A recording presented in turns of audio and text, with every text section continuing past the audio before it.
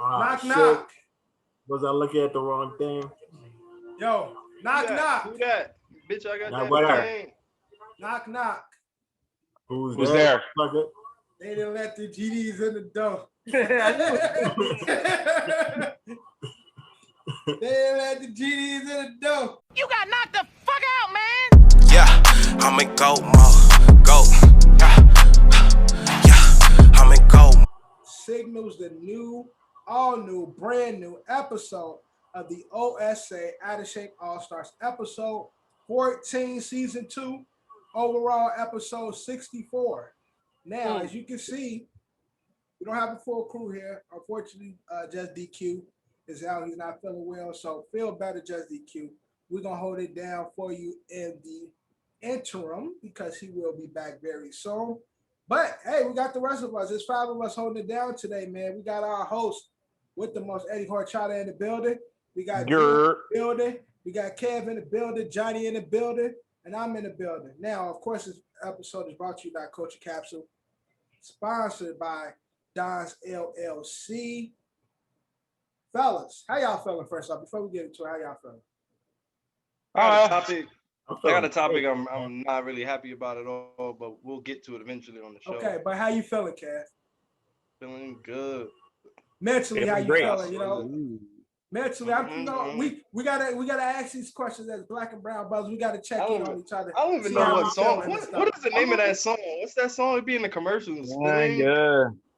Feeling great. I don't know that. I know what y'all talking about. I'll ask my wife when she comes back in the room. At first, I thought y'all was singing Outkast with Patti LaBelle. She sing that part. I just want you to know how I feel. Feeling good, feeling great, feeling great, feeling good. How are you? Y'all, I gotta get out, get on me. Yeah. That's the one I was gonna sing. That's the one I was gonna sing, and then Kev switched it on me. Right. I gotta get out, man. Yeah, All right. All right, cool. Johnny, already off the rails. Johnny, how you feeling? Feeling good, man. Feeling good. Drew, you feeling good? I'm feeling good. Ed, you feeling good? Great. Ed is feeling great. Look, I got a ring that actually fits. Oh, a ring that fits? Fire. That's what's up, Dad. All right, so I'm feeling good as well. So let's get into the episode and let's kick it out with Open Run. Where we going in the Open Run, guys? Let me know what you're feeling.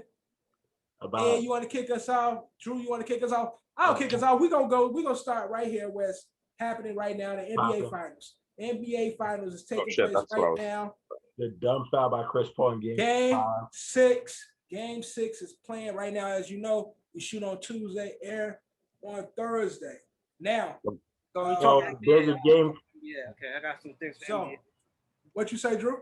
There's about to be a game playing tonight because we airing on Thursday. Oh, okay. Thursday. Okay, so Drew says so Thursday when this game is on tonight. Over. Scott Foster is reffing. Is over. Mom ass nigga, no, it's not. No, it's not. Don't put negativity in the air, bro. You know Chris Paul. 12 straight playoff games. I know. There's a first time for everything, bro. Yo, but you gotta understand, keyword playoff games that he reffed.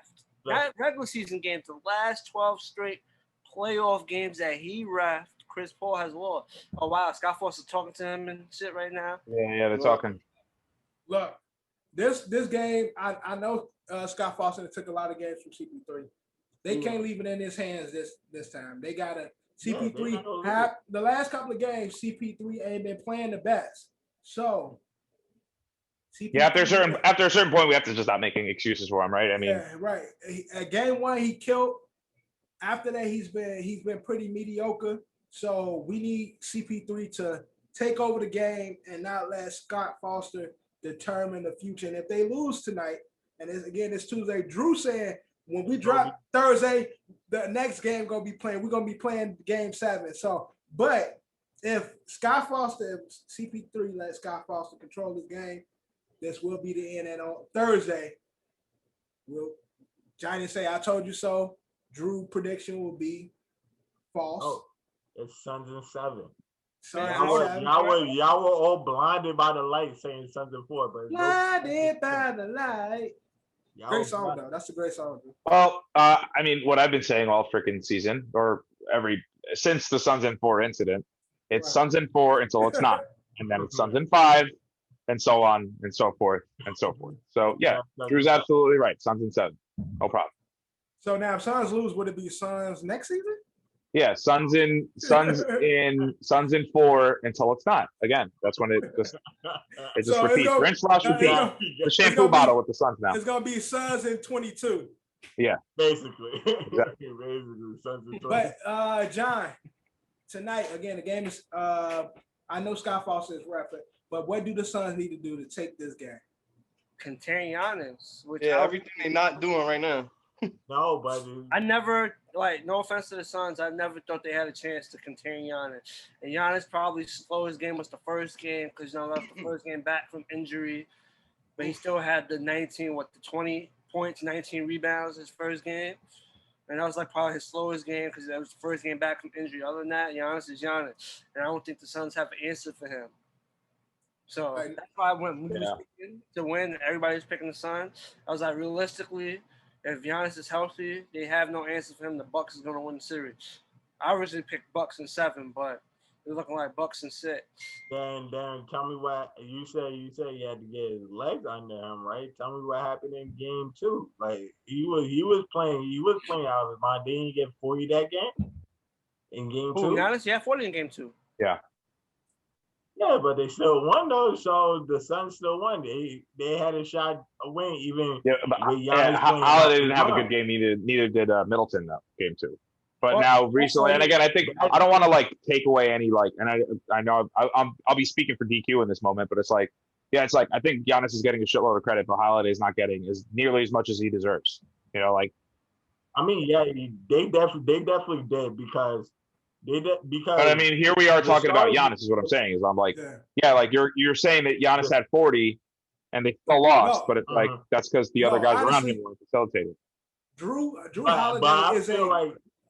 Holiday is a quiet all-star. He's not the flashy all-star, but Drew Holiday is an all-star level player. He's not the flashiest or most entertaining to watch. But these last 3 games. Him, Middleton, and Giannis have actually been playing the big 3 that we thought they will be, and they actually putting it together. And you actually said the guy, Chris Middleton. And as well. And Chris Middleton, exactly. Oh. Yeah, Middleton playing. Again, these are guys that's not the superstar level, the most shiniest athlete in the NBA. They are all-stars. All-star role players. But that's what it takes to have. But that's what it takes to have the team win. It can't be just one Giannis going crazy, nobody else doing. Same for the Suns. What the Suns need to do is need to get guys like Ayton got put in work like he was doing last fucking series with the Clippers.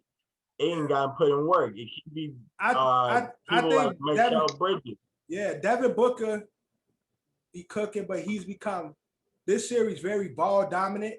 Whereas he was getting his buckets his past series and getting everybody involved as well. This time it seemed like Devin Booker only mission is to score, and a part of the game that makes it great. If he gets everybody involved, then he gets his buckets easy because now the buckets won't be as hard for him to get. Although he's still putting up 30, 40 points, but they're a lot more contested. Whereas if everybody's involved, you get everybody touching the ball and everybody's feeling it, then your bucket's going to come easy. Remember that one game where he hit 3 corner shots in a row, he just kept pulling up from the corner? That's because everybody, Aiden was having a good game. Bridges was having a game. Cam Johnson was having a good game. They couldn't do nothing. They couldn't really double team, although the team Devin Booker forces you to double team him.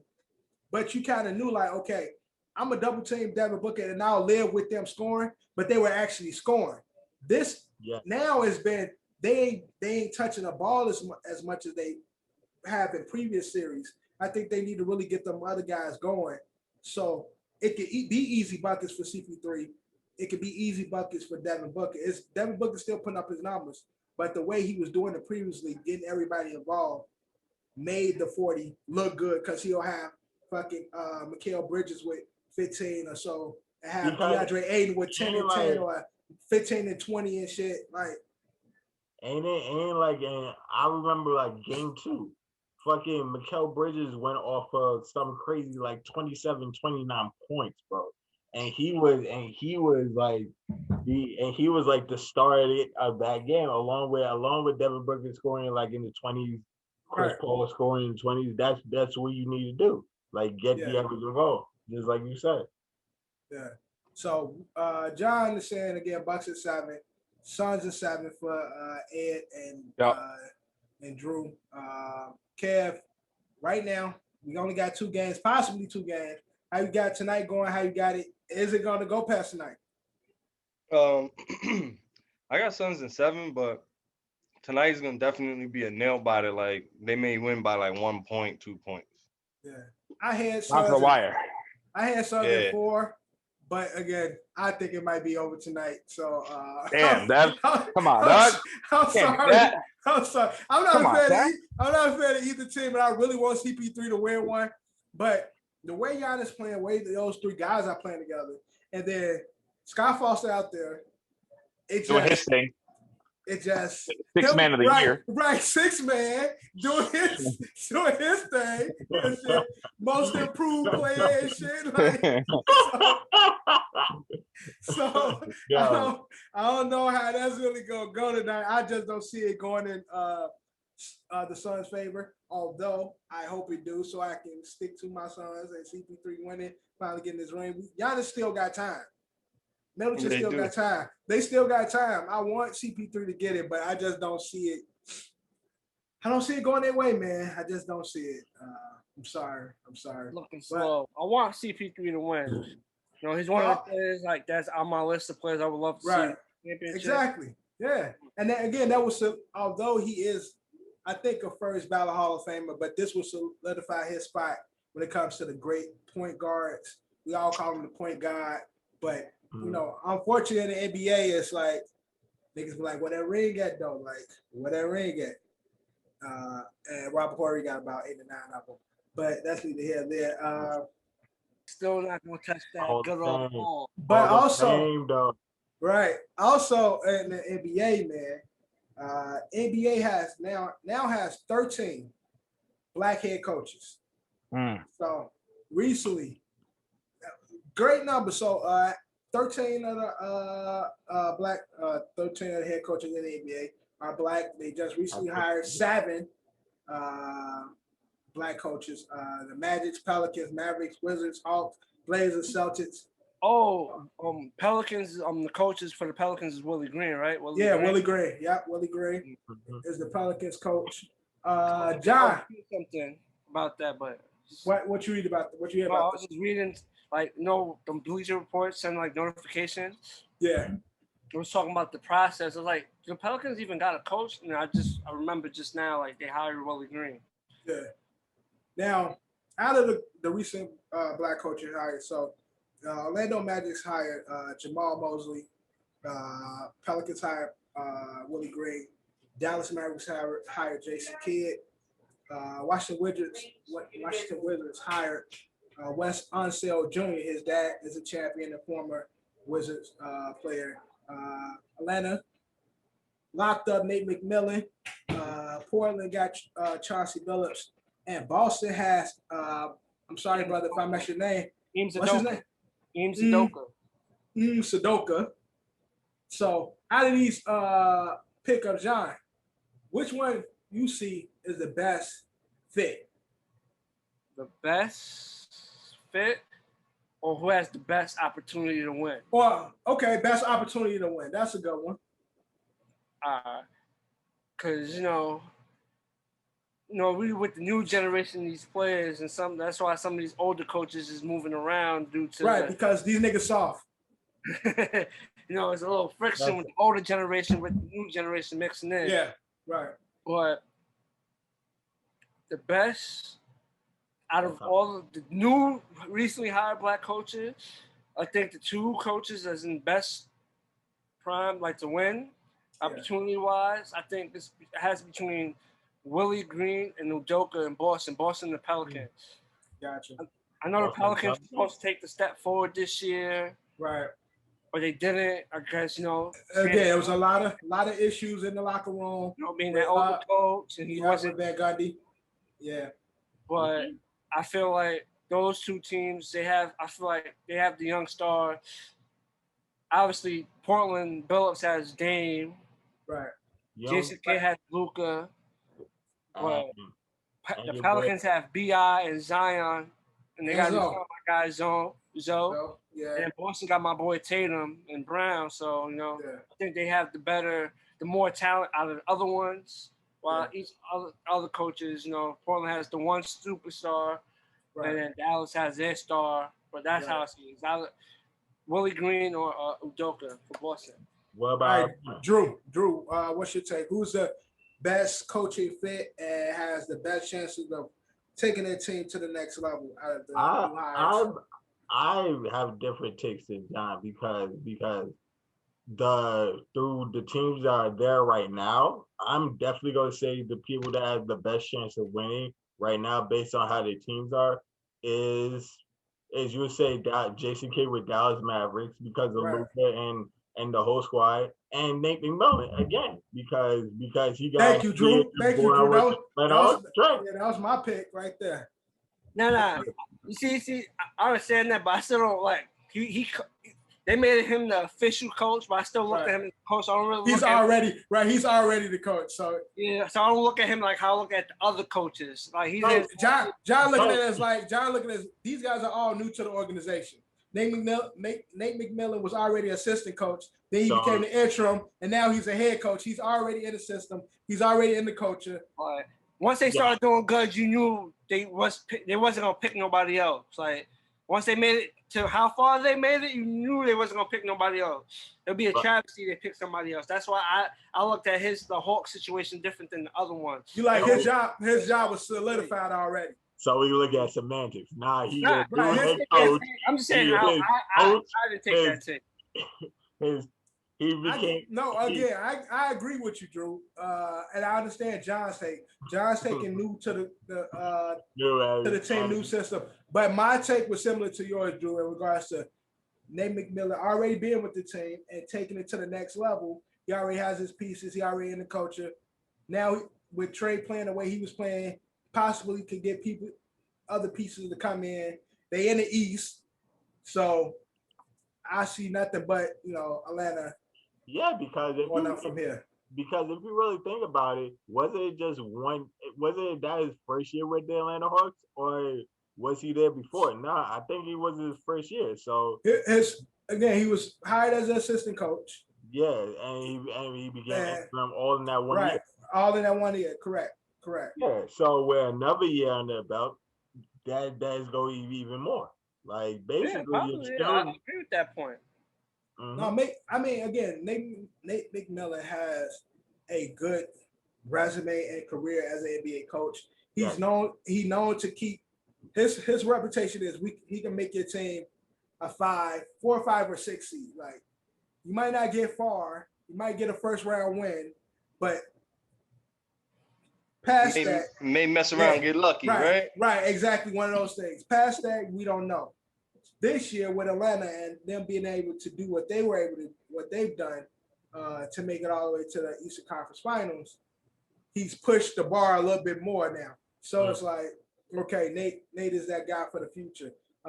But taking John take, I would have to say the best pick would be Jason Kidd and Willie Green because they have so many young, bright pieces. The only issue with that is these organizations hire these black coaches to play scout. They bring people in and then they get rid of their ass. So that's my only fear with these coaches having these high caliber superstar potential for the future, because usually they bring them in like, okay, we hired a black man, but as you can see, and then give the reins over to a Jason Kidd, and then not give it over to Jason Kidd, but give it over to fucking a Scott Skiles or some shit. I'm Scott Skiles. Oh no. That's I'm saying I'm just trying to think of like a non-white coach or some shit. Scott Skiles ain't the best one, but I'm just saying like they just give the reins over. He's far from the best one. Right. But I'm saying they just give the reins over to a white coach that they feel is more credible. And let the black coaches go through the growing pains. So I'm hoping. Yeah, but the white guys know the fundamentals, guys. Let's be real. Shut the fuck up. Oh, fundamentals. That's another fundamentals. Shut the fuck up. I'm gonna say something. White guys know the fundamentals. Well, I mean, we'll get to it, but remember fundamentals. It's important. Fundamentals. Okay. Yeah. But yeah. So, but congratulations to all these coaches. 13 black coaches. Next, we're gonna get a woman coach. That's the next frontier that the NBA need to tackle. Then we need to get a head coach. We need to get an Asian head coach. Then we need to get Jeremy Lin. LGBTQ head coach. And they could do that. They could knock it out one bird, kill 3 birds with one stone. Get an Asian woman, LGBTQ coach, and NBA could kill 3 birds with one stone. I'm just saying, like, just NBA, everybody needs a seat. Everybody needs a seat at the table. We got 13 for the blacks. Keep those seats. We're gonna keep our seats, but take some of the white seats away and make some room. My other people, you know what I'm saying, my women, my Asians, you know what I'm saying, they've been getting it rough. And my LGBTQ friendly folks, get them in there. And then we just gonna have a oasis in the NBA when it comes to coaching. Also, GM positions, like front office. We need some positions there too. Like that's where the shit really happened. We need the front office. We need to be one of them head niggas holding it down and shit. Like, we need some of them positions. Make that happen, NBA. And then we'll say y'all ain't as racist as the rest of them. Even though y'all not as racist as the rest of them. NBA is definitely more. NBA's always been ahead of all the leagues. Ahead of the curve when it comes to all the leagues. But anything else? What else we got in the open one? NBA, wait. Last thing, NBA. Go ahead. Not crazy news, but the Lakers is seeking a reunion with my guy Zoe. They're trying to bring. I saw that. Bitch ass. They like, yo. Let's see the. Y'all been praising Lonzo. Exactly. Treat my son like a stepchild, and then he go work out, get his shit together, finally get his form together, play defense, and now they whole ass want to fall back. Treat my son like a stepchild. What's crazy? What's crazy? The Lakers did the same thing with D'Lo. That first year that D'Lo came with Brooklyn. Exactly. They try to get back with D'Lo. Exactly. D'Lo wasn't feeling the reunion. Nah, because I don't know. Whole ass. Zoe might go back because I think Zoe just likes living in LA. He in Cali. Yeah, he in Cali. But D'Lo wasn't. Yeah, because they some whole ass niggas over there. Treat my sons. Stop it. Zoe was defense. It ain't like you could shoot that good when he was with the Lakers, bro. Man, Zoe, defensive point guard, and he a facilitator. Y'all been saying through this whole thing, if you're not shooting, which is major part of the NBA, we don't need it. When he was with the Lakers, he wasn't that good of a shooter. When he laughed, bro, the point is you gotta let him develop. Yeah, he's a young player. You gotta give him with young players. You gotta give him a chance to develop. They traded him. Let's just call it what it is, Drew. Let's call it what it is. LeBron did not like him. LeBron didn't like the whole balls deal. He got rid of them. It wasn't that. LeBron don't have time for niggas to be developing. Yeah, exactly. He ain't got time for that. LeBron look, I ain't got time for that shit. Nigga, I need superstars today. I mean, but he traded. That's why his bitch ass got sent to Looney World and not fucking Iron Giant World, King Kong World. And what's the other art for who? Anthony Davis. Lonzo left. Anthony Davis came in. Y'all Drew, but I get that point. I get that point too. But it wasn't like a trade. Fucking yes, it AD. No, it was a trade. AD wanted out. They had no fucking choice. But they had to trade the nigga. They had exactly. to. It wasn't like New Orleans. Like, you know what? We like AD. We like Hart and we like Zoe and Bi. You know what we can do? We could get rid of AD to get them. No, motherfucker. AD said, "I'm getting the fuck out of here. Y'all better make a move now and get something before I dip on y'all ass." But whatever, if it was a forced trade or not, a trade happened. No, it was a forced trade. It was a forced trade. Quick. The point of the story, the moral of the story is, when you have a young player, right, you gotta give him time to develop. I understand they packaged him in the deal for AD. But look, the point of them they packaged his potential because they knew, maybe if they didn't believe it or not, that someone was going to take a chance on him because he was going to develop into becoming the player that he is now, and he still has, places to go. Look at all the players. Look at all the young players that the Lakers didn't take the time to build with and develop, and they cooking everywhere else. Yeah, so there's one guy in New York doing that. Y'all called me a dick. Pretty sick. Guys everywhere. Y'all digging Lonzo mad hard right now. I didn't even say Lonzo. I didn't say Lonzo's name. I never said Lonzo. What about Ingram, Drew? What about Ingram? But I'm saying they were packaged for Anthony Davis. If they didn't go in that deal, Drew. But Devin already said it. What you're not realizing is that it's not like the Pelicans or whatever they were then were like, oh, you know what? Yeah, we want BI and we want Zoe, so let's trade our best player away. No, their best player was literally like, yo, I'm out of here. I'm leaving. Of course they did.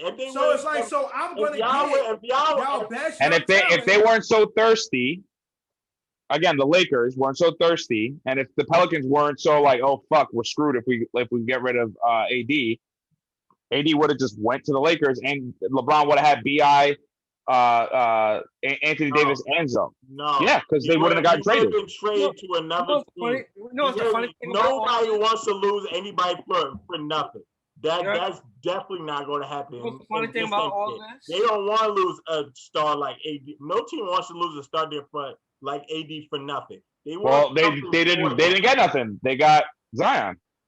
I mean, they were going to be the worst team in the NBA anyway, with or without him. Johnny and Devin came before. They got Lonzo. They got Lonzo and BI. And also Zion. Yeah, but I'm saying though, no team is going to lose a superstar player for nothing. If I know a superstar disgruntled, yes, I will, and I know he want to be in my team. Yes, I'm gonna make that happen. I get that, Drew. All I'm saying is, it wasn't like a trade that was like New Orleans. If they had a choice, AD will still be in New Orleans. They didn't have a choice. So the whole point was, look, we got to get some of the best young pieces because they got potential over there. So let's get BI, let's get Zoe, let's get Hart. Now these kids are away doing their thing, just like everybody else that come from the Lakers. D-Lo, fucking Jordan Clarkson, Julius Randle, all these motherfuckers. Who watches Minnesota, nigga? Who really watches Minnesota? Is really D-Lo really doing his thing? But before D-Lo got injured this season, he was an All-Star last season. Like in Brooklyn, so that's what I'm saying. But it's D-Lo though. He didn't really defend. He can score, but who defends? Who defends in the NBA today, bro? A lot of people defend in the NBA, bro. Like, stop saying defense is dead. I hate when people say defense is dead. Like, come on, son. Defense is still part of the game. He said defense is still part of the game. Team defense is a part of the game. It ain't many lockdown defenders playing both sides of the ball. It's not many players that's great scorers as well as great defenders. It's a handful, bro. It's only a handful. So the game is totally different. It's a scoring league. Score. That's the point. Fucking score the ball. I hate when people say this. All right, cool. Okay. Cool. It is what it is. Let's go. I know we keep arguing going, but no, it's the funny thing. There's gonna be another young Laker that's gonna be on a new team, and he's taken a bad rap these past 2 years. He's been Kuz?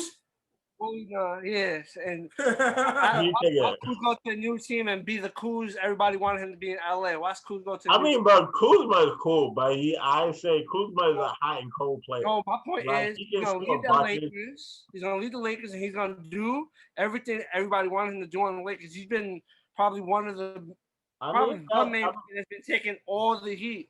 When the Lakers play bad, he takes all. It's Kuzma this, Kuzma that. I mean, that happens though, because realistically, because he's the third bit. He's honestly is the third person. He's the fall man though. That's what John. I'm saying they want him to be this superstar. He's a player that is hot and cold. Kuzma will go off for a game, like let's say he'll go off for 20, and then the next game he's absent. Kuzma is that type of high and cold player. I think you're missing the point. I'm saying now because the Lakers are going to trade him. They're actually going to trade him. And when he gets traded, he goes to his new team, and he's putting up 20 a game for his new team. There's going to be another young Laker that just couldn't make it work for the Lakers, but he's killing for the next team. And then there'll be another person on the Lakers becoming the fall person for when shit don't go right. Wow. That's who Kuz is. You said, yeah. Actually, true. He said, yeah, pretty much. I mean, he ain't really taking a fall guy because he's honestly the fourth player. Honestly, our third player was actually Dennis Schroeder until by being paid that big ass contract that they paid him. He was supposed to be the third guy, which he didn't pan out in the playoffs. I don't know what happened against Phoenix. Dennis Schroeder did not play at all, but here, there, no there. So I mean, like next, what we got? What else we got in the open run? What you got? What you got, Drew? You got anything in the open run? Do you have anything? Are we gonna touch on the Olympics or no? Yeah, we definitely. I have a story about it too, but you guys go. Whatever you got. I know Kev, you're the Olympics guy. I have my bullshit. I have my gripes with the Olympics, and I just recently found out about something. What you thinking about? The Olympics next? Are we going NFL? Or are we going MLB? We can go. We can do whatever. I'm down. Whatever. What's going on in baseball? Let's get that weak shit out the way. What's going on? Trade deadline's coming up. I had that ready. That was on its way. Mets are saying they're going to be contenders in it. They're going to spend money, so it'll be do we see buyers. Any moves? Do we see any moves happening? Yeah, I mean, yeah, but the Yankees are definitely buyers for sure. They need a lot of help. Obviously, it is what it is almost every year. Teams that suck, they're going to be the sellers. Teams that have the money and are in the big markets are going to be buyers. It just depends on who's on the wire. Who's on the fence, really. But obviously, Yankees need pitching. Yankees need hitting. Mets could probably use another bat. Definitely use a little bit of defense. The Yankees made a trade a couple of weeks ago for Tim LeCastro, and then my guy went and tore his ACL, unfortunately. Oh, wow. Yeah, it's just crazy. About to say that. And speed in the lineup. All the Yankee players dead ass slow. Yo, speaking of just baseball, I've been fucking cooking on the show lately. I got my buttons right. The show is like your favorite game right now. Yo, bro, like I got about like 30 home runs with fucking what's buddy from the White Sox? I can't remember old nigga. Tim Anderson? Tim, that's my nigga too. Tim is my nigga as well, but I ain't talking about him. Yasmani Grandal be cooking for me. Yo, bro, I be really the cooking catcher? on I'm trying to figure out. Yeah, the catcher. That's the catcher. That's Yasmani Grandal. The first baseman. The older guy. Mercedes? No. Old nigga. Actually, no. The first baseman's a rookie. Unless they moved him on the game, he first base.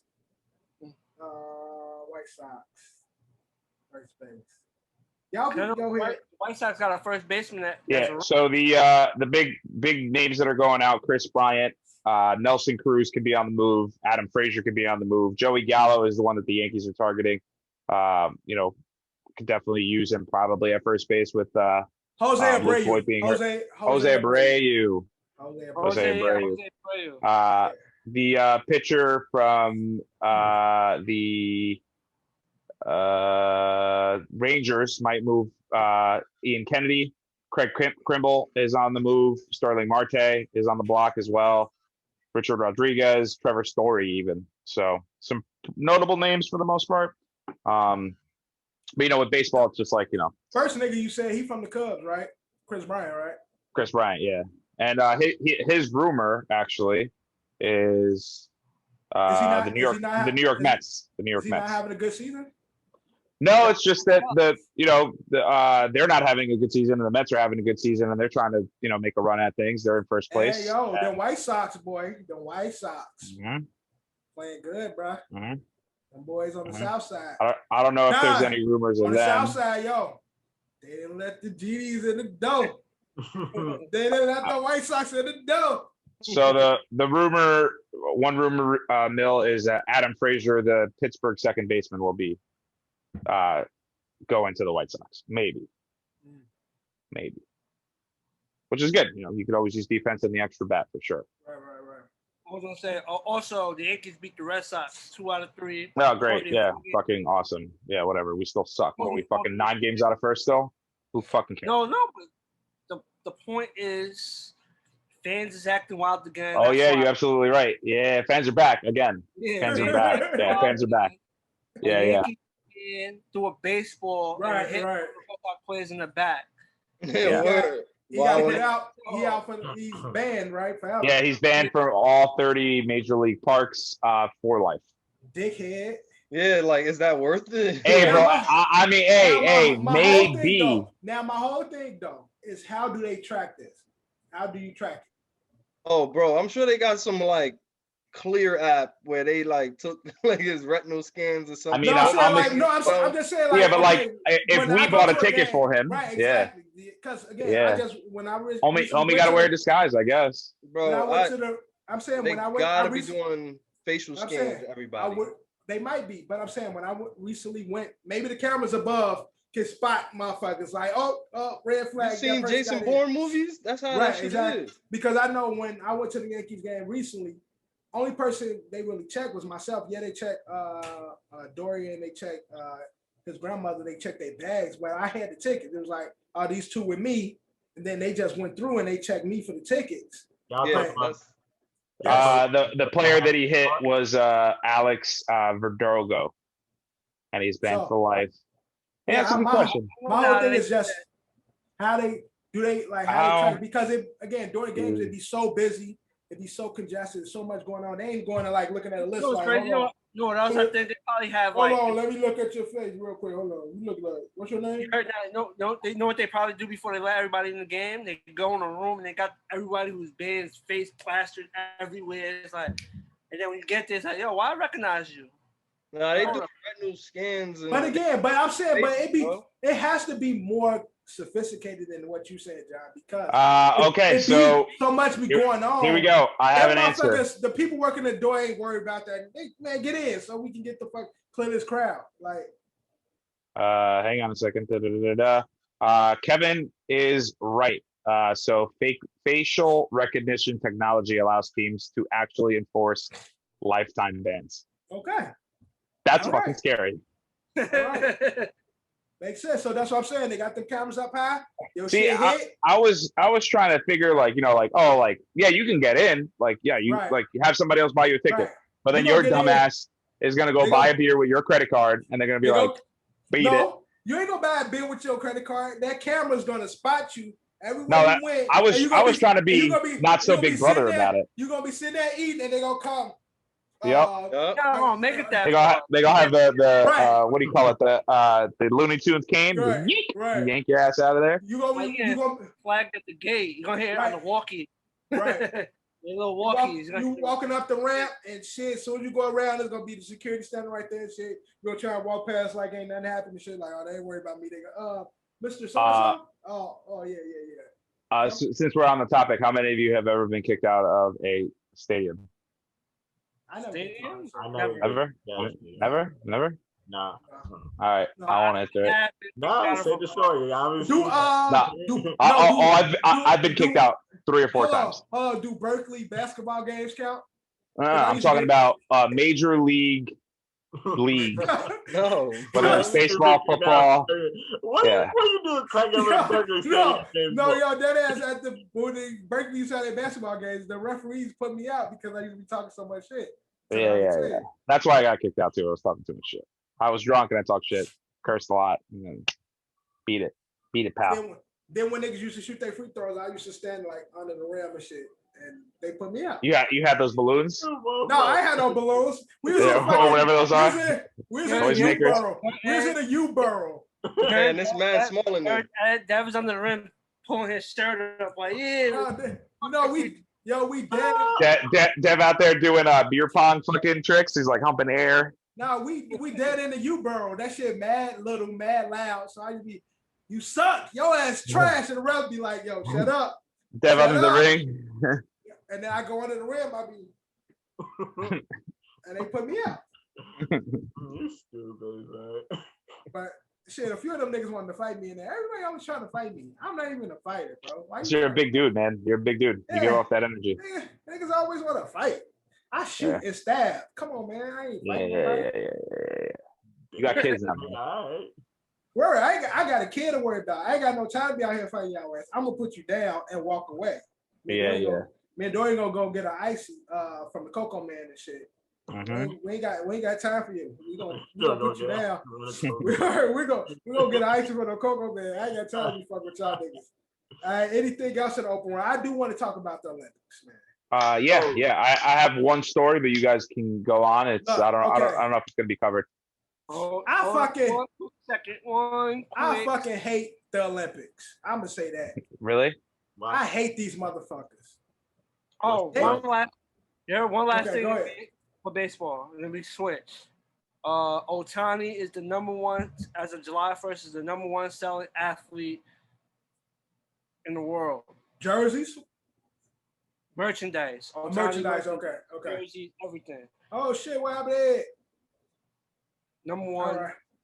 Yo, well, we ain't gonna touch on the shooting that happened out Washington. Right. It was. Oh yeah, the Nationals game. Was it in the stadium or was it outside? It was outside the stadium.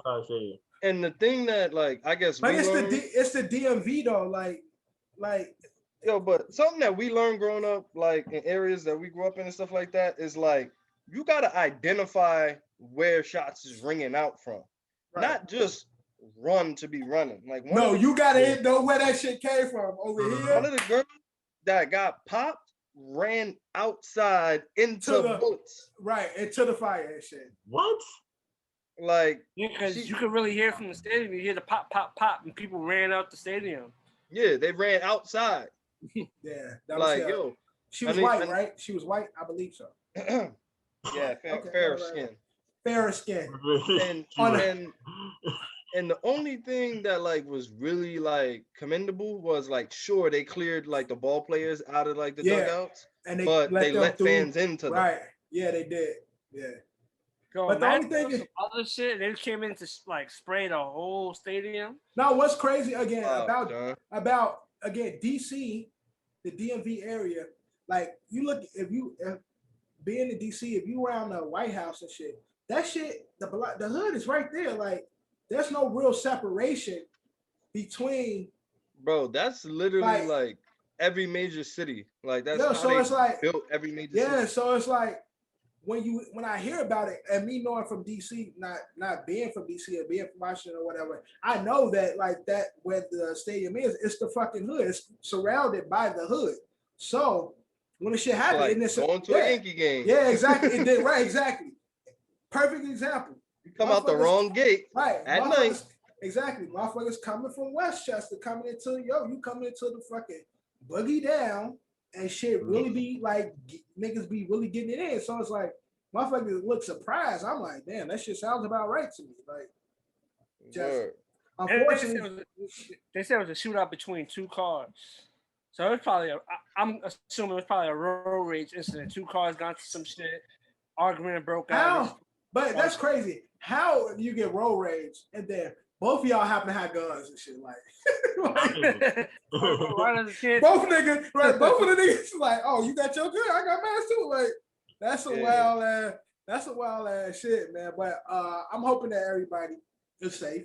The young lady who did get hit, I'm hoping for a speedy recovery for her. They said 3 people got hit. I mean, non-life-threatening injuries. Right, non-lethal, non-life threatening. But so I'm wishing, No, it's crazy how the fact that they heard it. You're in a live stadium game going on. Everything's already loud. Saying, I mean, the shots are loud, bro. You go hear them once you get game, bro. You hearing shots, like. But again, like Kev said, you gotta listen. You hear that shit, you stand like, hold on. You're supposed to be like, put that eagle ear on, put that owl ear on, like, hold on. Where that shit at? Okay. Firecrackers, they're supposed to be outside. Yeah, exactly. Sometimes you might be good. You might not need to move. Right, exactly. You let motherfuckers move. You sitting there like, hold on. Like, bro, we in a first of all, we in a stadium. Whoever I'm with, like, yo, don't move. Right.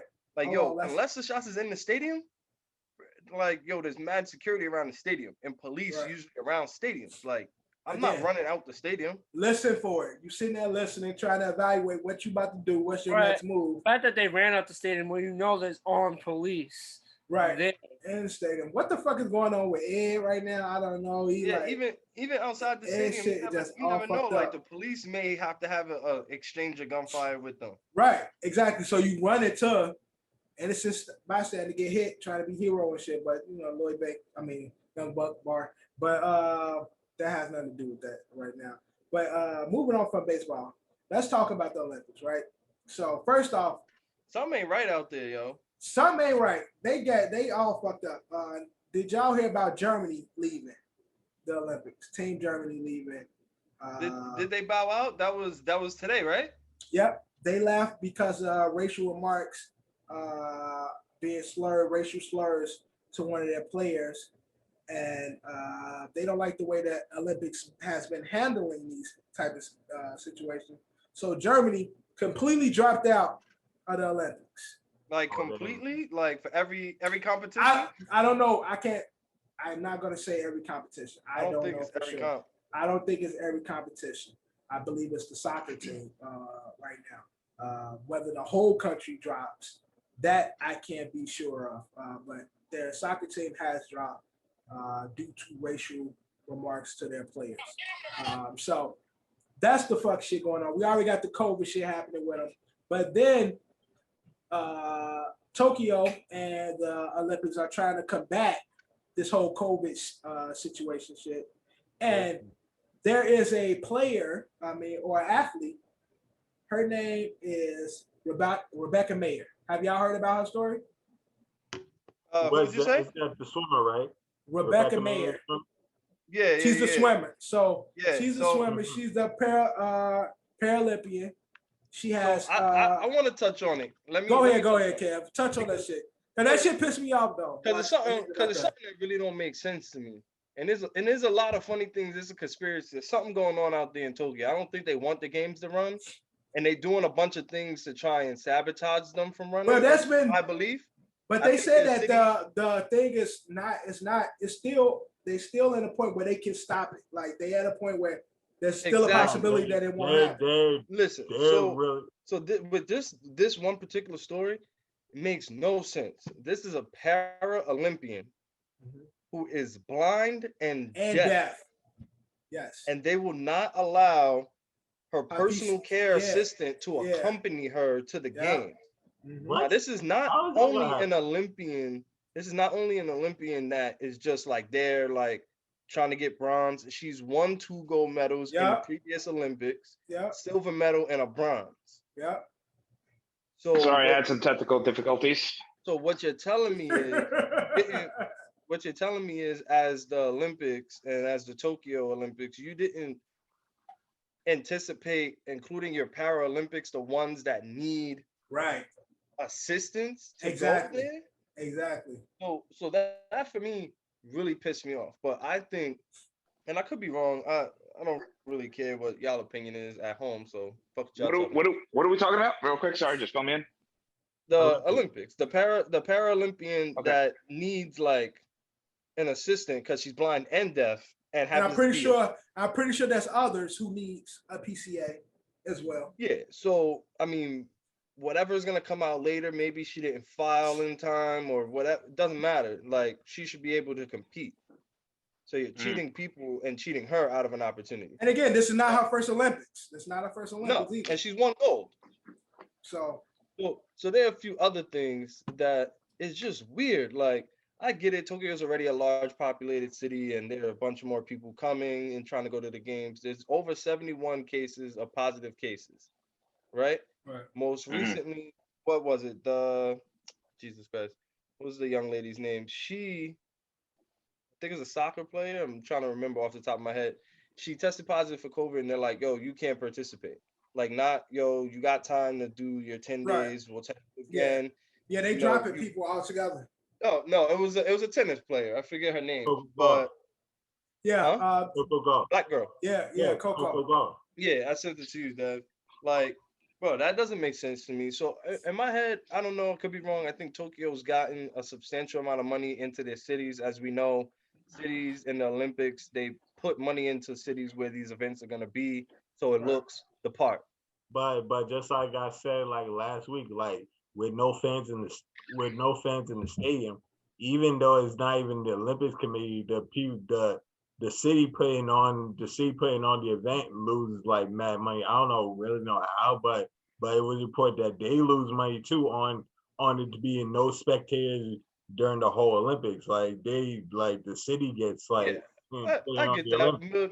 Maybe Tokyo's not in the red as far as that's concerned, and they may benefit from it not going on. Who knows? I don't know. Right. The other thing that really annoys me is to see that. I mean, I get that we want to use biodegradable stuff and renewable energy and stuff like that, but they have Olympians, world-class athletes that if I wake up with a crook in my neck, might not be able to compete, sleeping on cardboard beds. Oh, I heard about that shit. So it wasn't for the bio. You heard, Kevin? They have cardboard beds because they don't want nobody to have sex. Yes, that's fine. I don't think that's something that I don't think it's their place. It's not their place though. That's so fire. That shit is funny. No, quick thing, Kevin said the point. I think the point of them not wanting the athletes to engage in sex, they don't want nobody to pass around the COVID. That's obvious. So what you're saying is sex ain't the only way to pass COVID. Their COVID protocols after now 2 years. COVID ain't an STD. No, listen. COVID protocols. Not if you do doggy. Definitely not. Listen. COVID protocols being in place.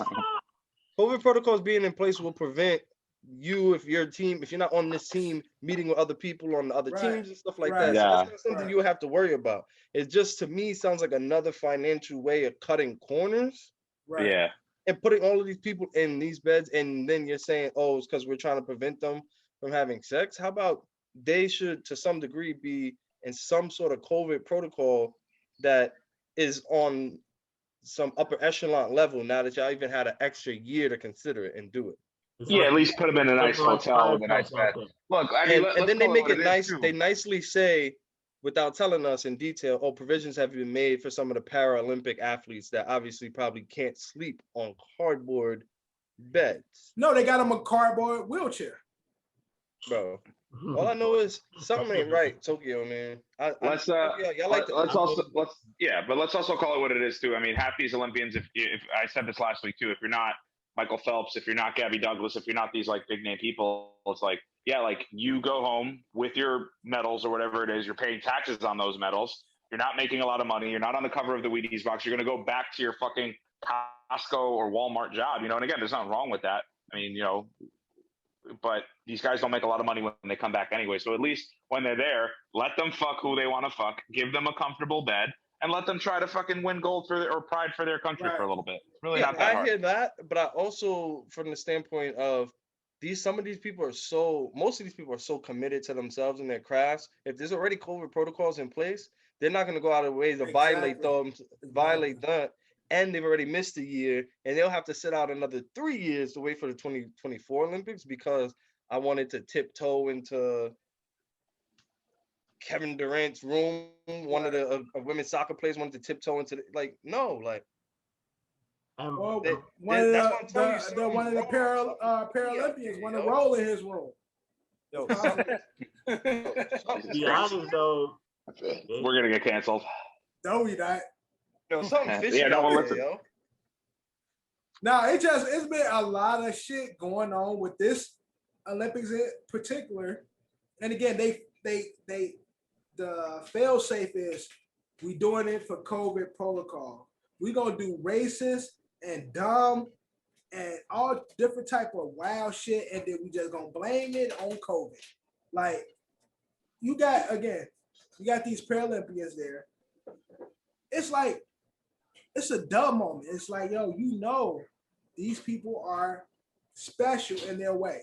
So they're gonna it should have never made it to big screen. Right, exactly. It should never even been an issue at all. It's like, yo, get her assistant on the next flight. Yeah, that's what I'm saying. Duh, like, of course. Like, even if again, this young lady happens to have Usher disease. Now, I'm not talking about herpes of the penis, but she has Usher disease in the sense of she can't see and she's deaf. It's an extremely rare disease. Extremely rare. Now, there are other Paralympians that have other disorders, but they all, in a sense, I would think, either to some degree need assistance. Right. To some degree, need assistance, whether they want to have it or not, but it should always be available to them. Whether it's physically, mental, or emotional, or medical assistance. Right. It should always be available. It just now for me that should just be something that's there. So for me, that pulls on the heartstrings a little bit is the fact that this person's blind and deaf. So her camp is getting the news like, yo, what? Then they gotta, whatever you do, I'm sorry to all of our listeners that may be blind.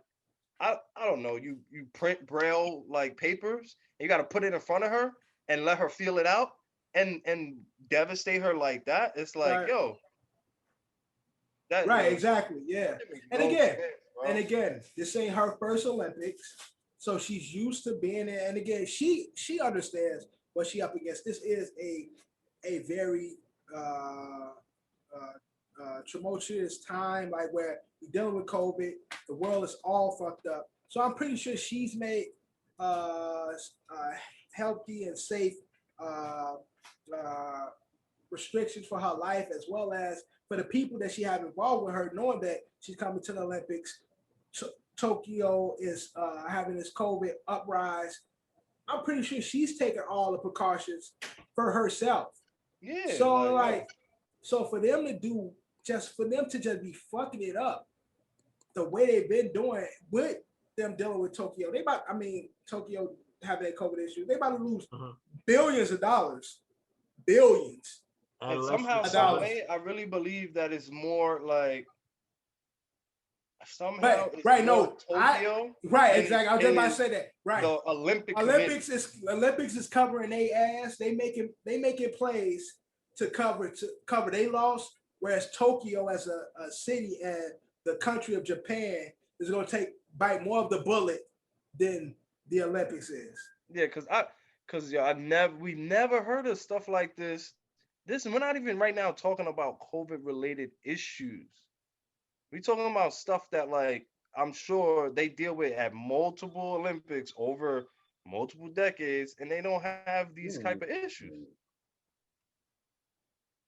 Like, we're not talking about not letting Simone Biles do a trick that she can do because nobody else could do it. We're talking about you're not letting a Paralympic, like, first of all, you decided this year that they could sleep on cardboard?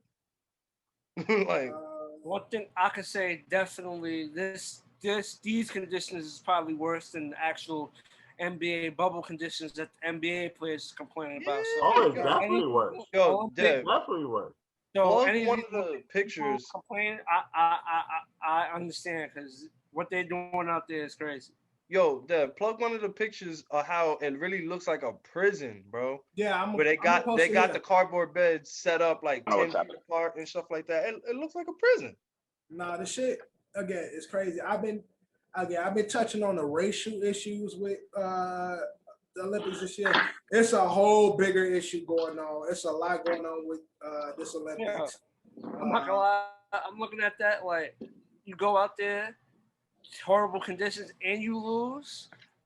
You'll be right. So now, right, you come back with a sore neck, sore back, and then you take an L and shit like. And you got like, the country probably like, oh, such and such this, such and such that. Like Ed said, you go back to your job, and people ask you, "Oh, how was the Olympics?" It's like, man, fuck them. Like, yo, fuck. Right, I'm back here. Fuck them people and shit like that. Like, but yeah, this shit just been crazy. But the Olympics will be starting soon. They haven't even pulled that they haven't even left off the table that they could still cancel it. Like no, yeah, I said that. Yeah, I said that earlier. Like they still, again, like me and Kev are saying, like that would be devastating, bro. That would be devastating to so many of those Olympians. And I think somehow Tokyo will benefit from it being canceled. I'm sorry. I don't think, and that's what losing money. I think Tokyo lose. I think the athletes lose. The Olympics as an organization, I don't feel like I think they covering their ass and making sure they insured and making sure they cover their ass. I think they actually needed to go on to make money. I think the city of Tokyo you're losing money if no because again, I was looking at the city of Tokyo, all the restaurants that benefit from this, all the hotels, all the car services, all the stuff that the city, like all these jobs that it provides, is now on a brink of not happening. So it's like the city of Tokyo is really going to take a real hit. I don't know what the Olympics going to do. The organization Olympics might be covering their ass, but I think the athletes going to take a hit. They're going to suffer because, again, this is the one time that they really get to showcase what they continue to work on for 3 to 4 years. I think the city of Tokyo is going to take a hit, but the Olympics, those bastards are covering their ass, and I think they're going to be straight. But anything else in the open one? Want to get into the NFL? I got one more thing on the Olympics since we brought it up. Crazy story. Ugandan weightlifter. I'm gonna totally butcher his name, but it's Julius Sestakitepolo. I'm not gonna do it. 20 years old. Made the Ugandan Olympic team lifting weights. Went missing. Yep, that's another thing. He went missing. In Japan? In Japan, yep. That's another one I forgot. Turns out, homeboy did the hardest possible way to flee a country, legally, illegally, whatever it is. Trained his ass off to make the Olympic team in weightlifting. Literally could have just been a sprinter, could have been a swimmer, could have been chose weightlifting. Left a note at his door that they found. Saying, just give all my shit to my wife. I'm not going back. So he used the Olympics to get out, refuge out of Uganda.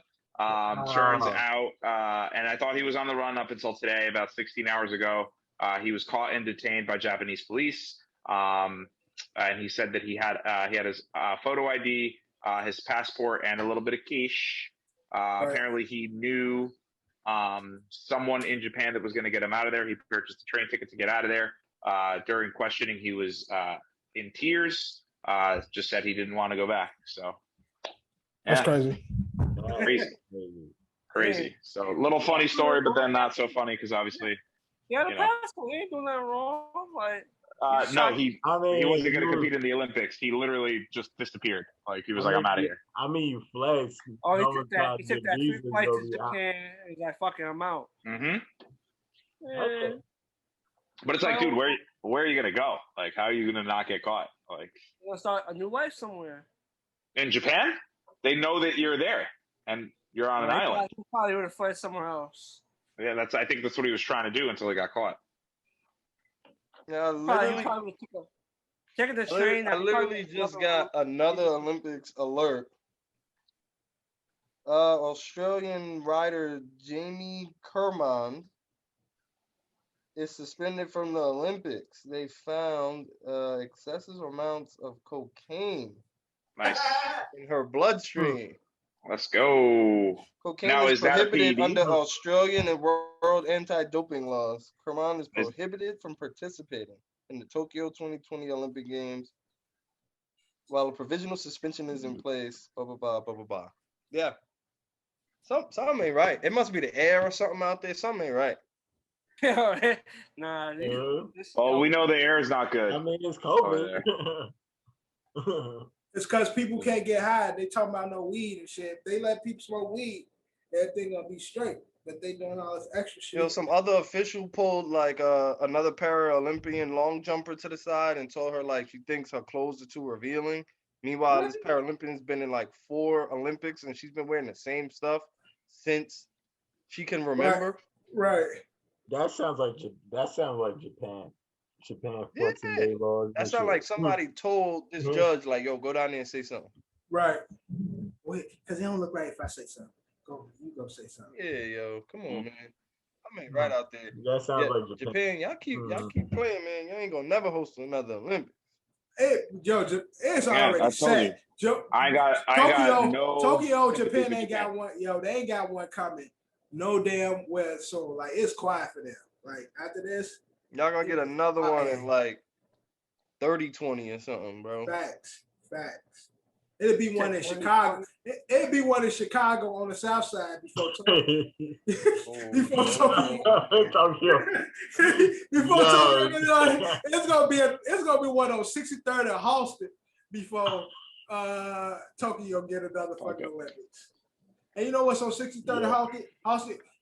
Chicken wings and hookers. That's the only thing on 63rd and Halston. That's my kind of Olympics. Yo, but when is New York City getting another one? So that's what I'm saying. So I don't feel any sympathy for Japan because they stole the Olympics. It was rightfully ours. Just saying. I'm good. I want all them fucking tourists here. Yeah, I want everybody here. We already got all them here. We already got tourists here. Bro.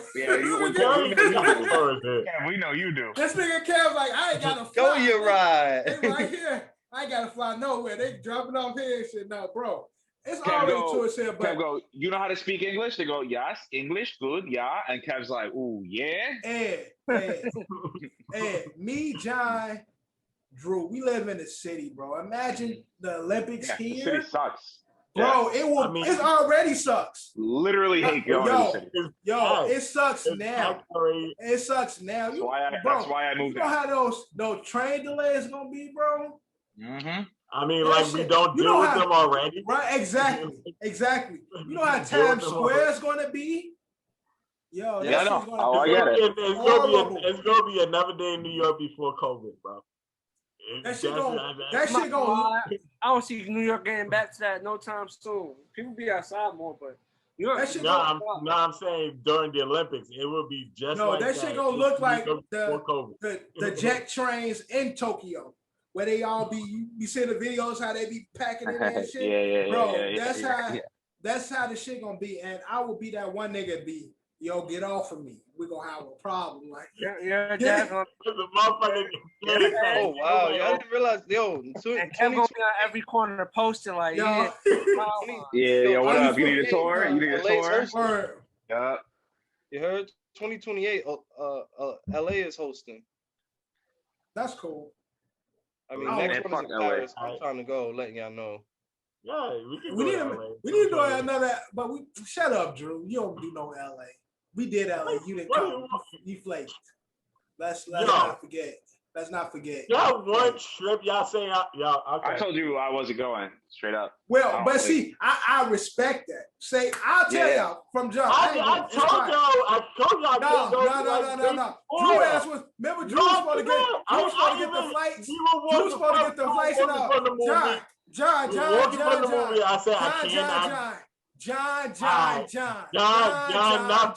John, nothing. I told you I can't go because no, you did because my nigga John be knowing. Drew was supposed to get our tickets, was he not? Because he said he had a discount. Yes, it does. Drew always got a discount somewhere, man. Somehow. Bro, it wasn't even that much of a discount. It was like the same shit y'all found on Just Book It. It was the same. So why you tell us fucking tickets? So why did we have that information? That's if he's like, I feel like, yo, but bro, I told y'all 3 weeks before y'all went on the trip. I said, yo, I can't go. I told y'all. So it ain't like I flicked. I told y'all 3 weeks before I can't go. That shit was like 2 weeks, 10 days or something like that. Whatever. But anything else in the open run? Let's talk about the NFL. Yeah, Aaron Rodgers is the same player. Yeah, the Aaron Rodgers. Fuck that. Let's talk about my man's Eli and Peyton. Okay. Monday Night Football. Monday Night Football, they got their own telecast on ESPN too, so they're gonna be like, you can watch the game with my guy Eli. That's trash. So bad. Hey, Peyton, you remember that one time when we in our backyard and Archie couldn't play football? And he's like, yeah, I remember that, Eli. I remember that really well when we went to that game in New Orleans. I love fucking the fact, bumpkins. I love to see Peyton host a game, telecast a game. Eli ain't got no fucking personality. Oh my! Nah, he do though actually. No, Since he don't. When? I ain't saying nothing to tell me that Eli has personality. He was good on SNL that one time. That was very good. Very good. See, it's SNL. Nobody watched that SNL. one time. And nobody watched SNL. No, but he was good on SNL when SNL was okay to watch. It wasn't like as bad as it is now. I remember the one sketch where it was just like, like the Big Brother program or whatever. It's like Eli shows up or whatever, and he sees like, yo, congrats to Esteban Florell. He just hit his first career home run. Good for him. Eli was he saw like one kid picking on another kid or whatever. He ended up like throwing him in the trunk, and he was like, you're gonna remember this, Peyton. And the kid was in the back of the trunk. He's like, my name's not Peyton. And he's like, oh, you shouldn't pick on your little brother. And he like slammed the trunk on him. That was pretty funny. But other than that, I mean, that's funny. Yeah. All right, we'll see. I love Peyton. Peyton is the man. Peyton is funny as hell. He's got Peyton's places. Yeah, I love seeing Peyton. It's gonna be both of them. It might be dope because it's like the little brother, big brother. So I can see Peyton saying some wild shit to Eli, like picking on him as a little brother. But then Eli's coming back with some shit like, "Oh, I got more rings than you." Well, no, they don't. They got 2, right? They both got 2, right? Right. Mm-hmm. Yeah, they both got 2. So I can imagine them having that back to back, like big brother, little brother shit. It might be entertaining. I love Peyton. I can say that. Eli, big head ass. We will see. Y'all want to talk about my nigga Sherman, man? My nigga Sherman. Ooh. He's about that. Yo, the one thing I will say about that is I didn't like how the dispatcher was talking to his wife, yo. You heard the did y'all listen to the dispatcher? No, what happened? Yeah, put it in. Can we play it? Yeah, I should be able to plug. Yeah, I should be able to plug it. But like they're trying to de-escalate, correct? Right. Like she's kind of being a little sassy with her. She's like, ma'am, if you let me finish, I'm trying to ask you something. Like she's just like a little sassy with her. Yeah, she's not helping the situation. As opposed to if I'm really frantic, like the wife could just be like, and hang up. Right. And she's like, did you call for the ambulance already? Are they on their way? And she's like, ma'am, me being on the phone with you is not going to impede them coming. They're on their way. Oh yeah, so you being a dick, like being mad sassy. She's like, and then she's like, are there weapons at the house? She's like, no, there are no weapons. So you said there are weapons? Like, yo, you're not listening. Like, right. Yeah. He's like, and then she says, I don't want the police to shoot. And then she goes, somebody's gonna shoot? Like, no, you're not listening. He's a black man, so therefore the police might shoot. Well, that's the type of nigga be like, well, just because he's black don't mean he gonna shoot. If he's in the wrong, then they might. But nah, but the only thing that was like crazy, I'm like, yo. When he slammed against the door. Yeah, she was like, yo, what was he drinking? And she was like, alcohol. And the dispatch is like, yeah, what kind? And, yo, I got the call. You want me to play it? The wife goes 2 bottles. Wait. What? The wife goes 2 bottles. Vodka and Hennessy. I'm like, sure, man. He can't mix those. Yeah, all right, so I got the call here. Let's see if How long is it? It's like 2 minutes. right.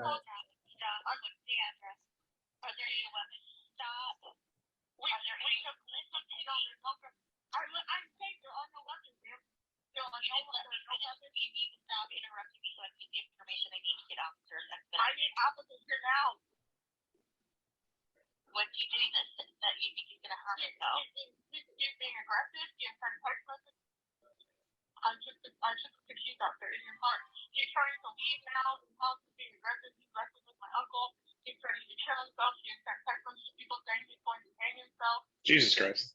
Yeah.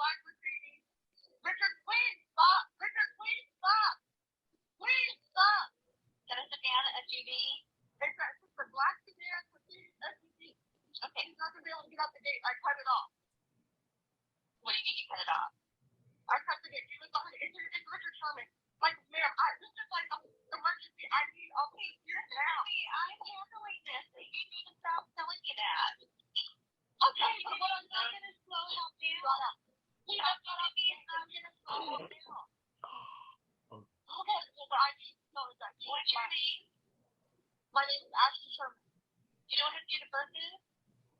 3/30/88. Okay, slow down so I can understand you. What's the date of birth? March 30th, 1988. Oh, Richard, he an Aries like me. Born the same year. Mm-hmm.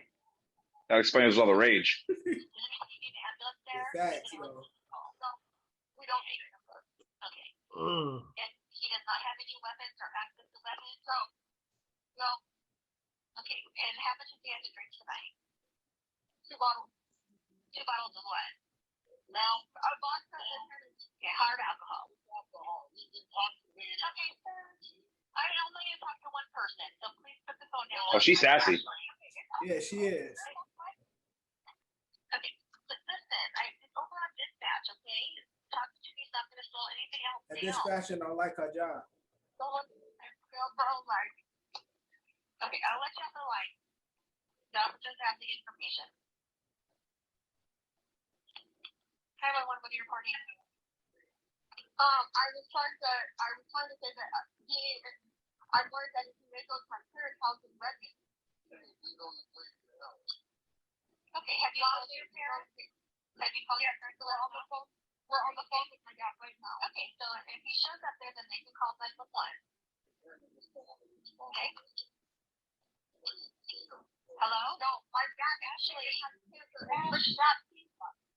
Ashley. Well, I'm gonna let you off the line. We already have. I understand we have the business. We already have a verbal order. We tried to get everything, and then provide. Okay, I have all the information over on dispatch. I'm gonna let you off the line. Is there anything I can help you with here? Just tell your parents if it shows up there that they need to call 911. So the officers have all the information to be on the lookout for. Okay, so that's the call. I thought she was at her father's house.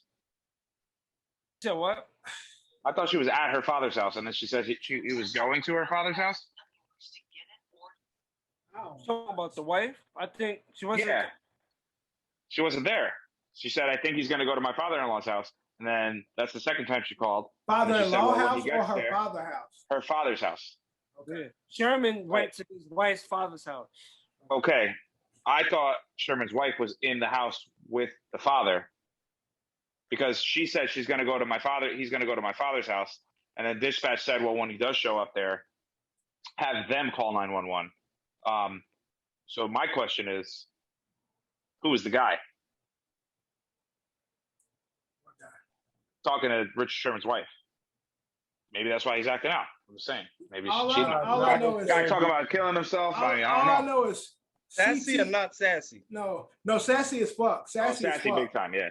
Yeah, she wasn't helping the situation. All I know is CTE is real. Richard Sherman is a highly educated man. No, so the dad was there in that video. Like I heard it twice. The dad was there. That's who like he was trying to wrestle with was her dad. Because her dad had his keys. After he crashed the car. Yeah, because he's trying to he was trying to take the car. He's trying to dip. No, I know he got into an accident where he hit like the curb or some shit and fucked the car up. Was that was before? That was before, yeah. Okay. It ain't a good look for Sherman, man. Sherman is one of the more respected athletes in sports. Harvard grad. Harvard, Stanford grad. Stanford. Yeah, Stanford grad.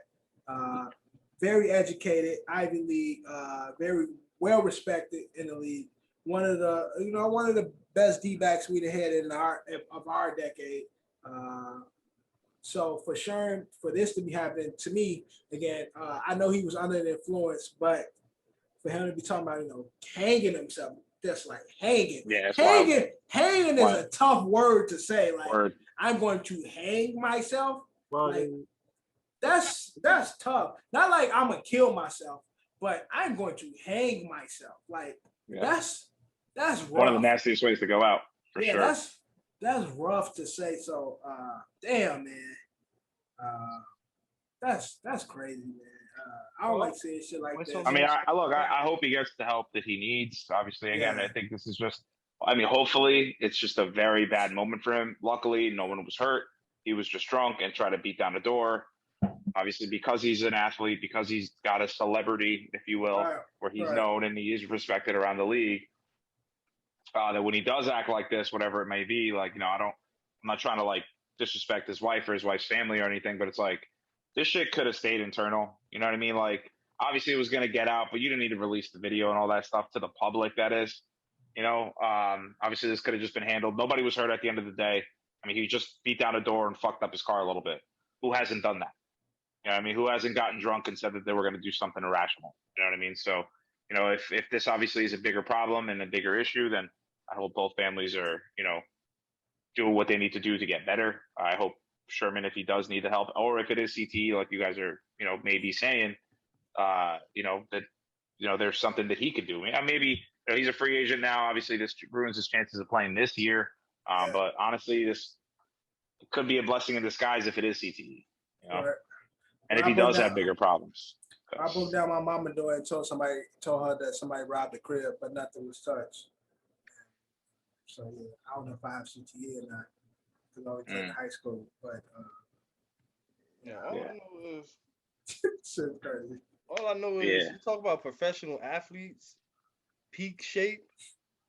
What? Richard Sherman 6'3", 194. Yo, he almost broke that door, though. Bro. Yeah. Bro. We don't got a taser in the crib to put him down. Who the hell I'm gonna call? I gotta call the police. That's true, because I don't know like what her family looked like.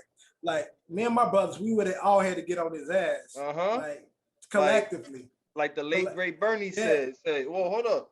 I know that look. That look mean you want to do something. Exactly. So collectively, we would have to get on his ass. But I don't know their situation and shit. I'm just hoping for the best for all of them. He said, his wife. That look mean you want to do something right. too. Bust a move. But I'm just hoping for the best with Sherman. Again, like Ed said, him being a free agent, this is not the best look, especially in this climate. I don't know how much time Richard Sherman thought he had left because his ass ain't been the best in the last couple of years, just not to shit on him. But maybe this is, like Ed said, a blessing in disguise. Maybe get away from football and focus on your personal life, getting your mind right, getting your family together. But we wish the best for him and his family and all parties involved in the situation. That just dispatcher though, you a bitch though. I don't like you, lady. Yeah. Hey, listen, man. These people, these, I don't want to shit on the profession, but 75% of the people that end up becoming like dispatch 911 operators are people that couldn't hack it to be a cop or a fireman or even a paramedic. They didn't have the mental guts or the physical. They couldn't pass. They couldn't pass the physical, or they couldn't pass the psychological.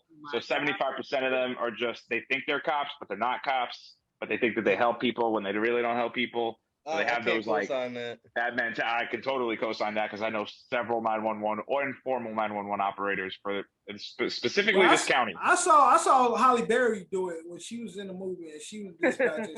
She went the extra mile, bro. She went to help that girl out. So I don't know about what you said. That was a movie. It was based on true story though. I think. I don't know. I'm just forcing. I don't think that's true. I don't think that's true. This ain't Remember the Titans. This is forget about that call. All right, but other things going on in football. Aaron. Aaron is staying put. Ain't going nowhere. And he don't want their money. Mm-hmm. Aaron don't want their money. He want the respect. Mm-hmm. He turned down a 2-year extension. 2-year extension with 5 years.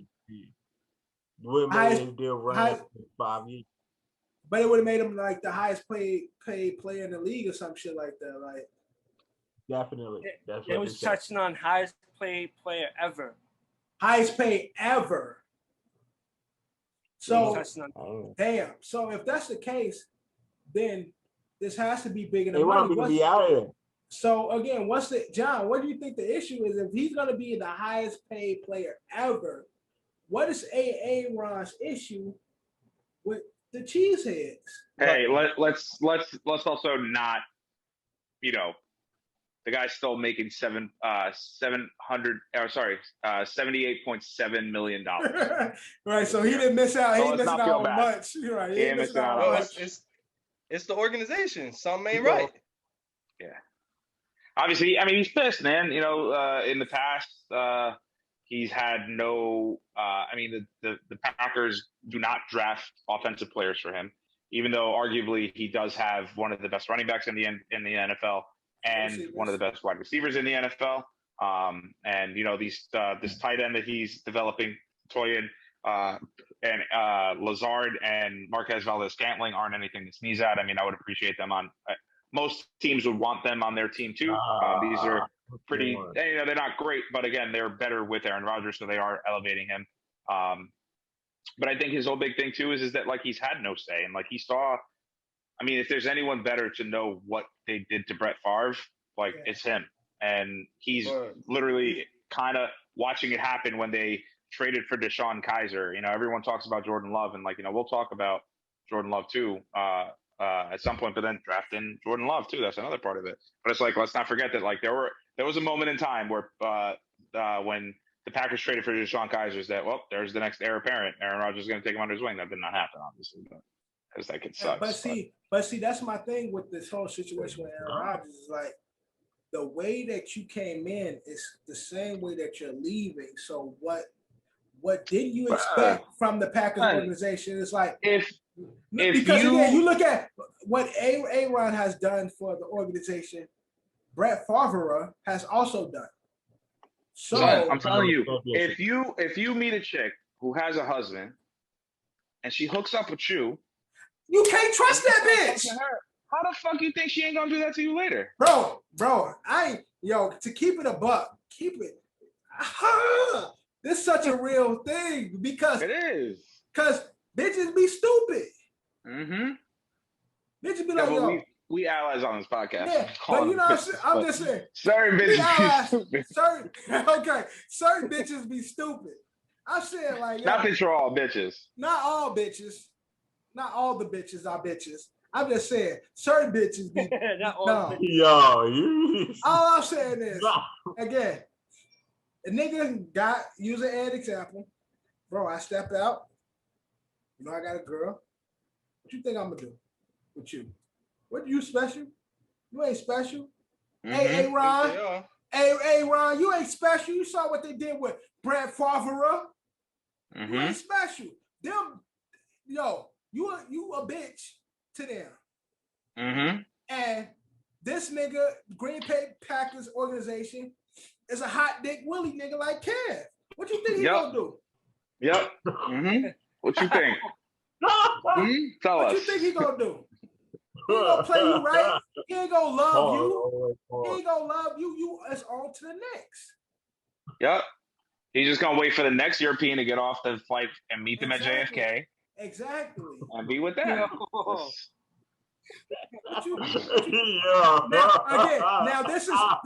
this speaking from the past, Kev, because Kev have grown a lot. We hoping the same growth from the Packers organization, but I'm just saying. Ron knew how he came in. He was the side bitch playing his position until he got his, got his foot in. Green Bay Packers let go of that main bitch, Favre. And then now you the main bitch. Bro, Packers are still looking for the next bitch. Mm-hmm. So therefore, you shouldn't be so surprised and so hurt because you know how he rocking. You feel me? I hope Aaron Rodgers goes out there, and I don't want him to be. So last year we got angry Aaron Rodgers, right? So it's like obviously we saw how pissed he was at the last draft where he had no say, and he was very upset about it. And obviously we discussed that when it comes to star players being able to pick their guys. Patrick Mahomes gets to call up Andy Reid and be like, "Hey, I want Clyde Edwards-Helaire."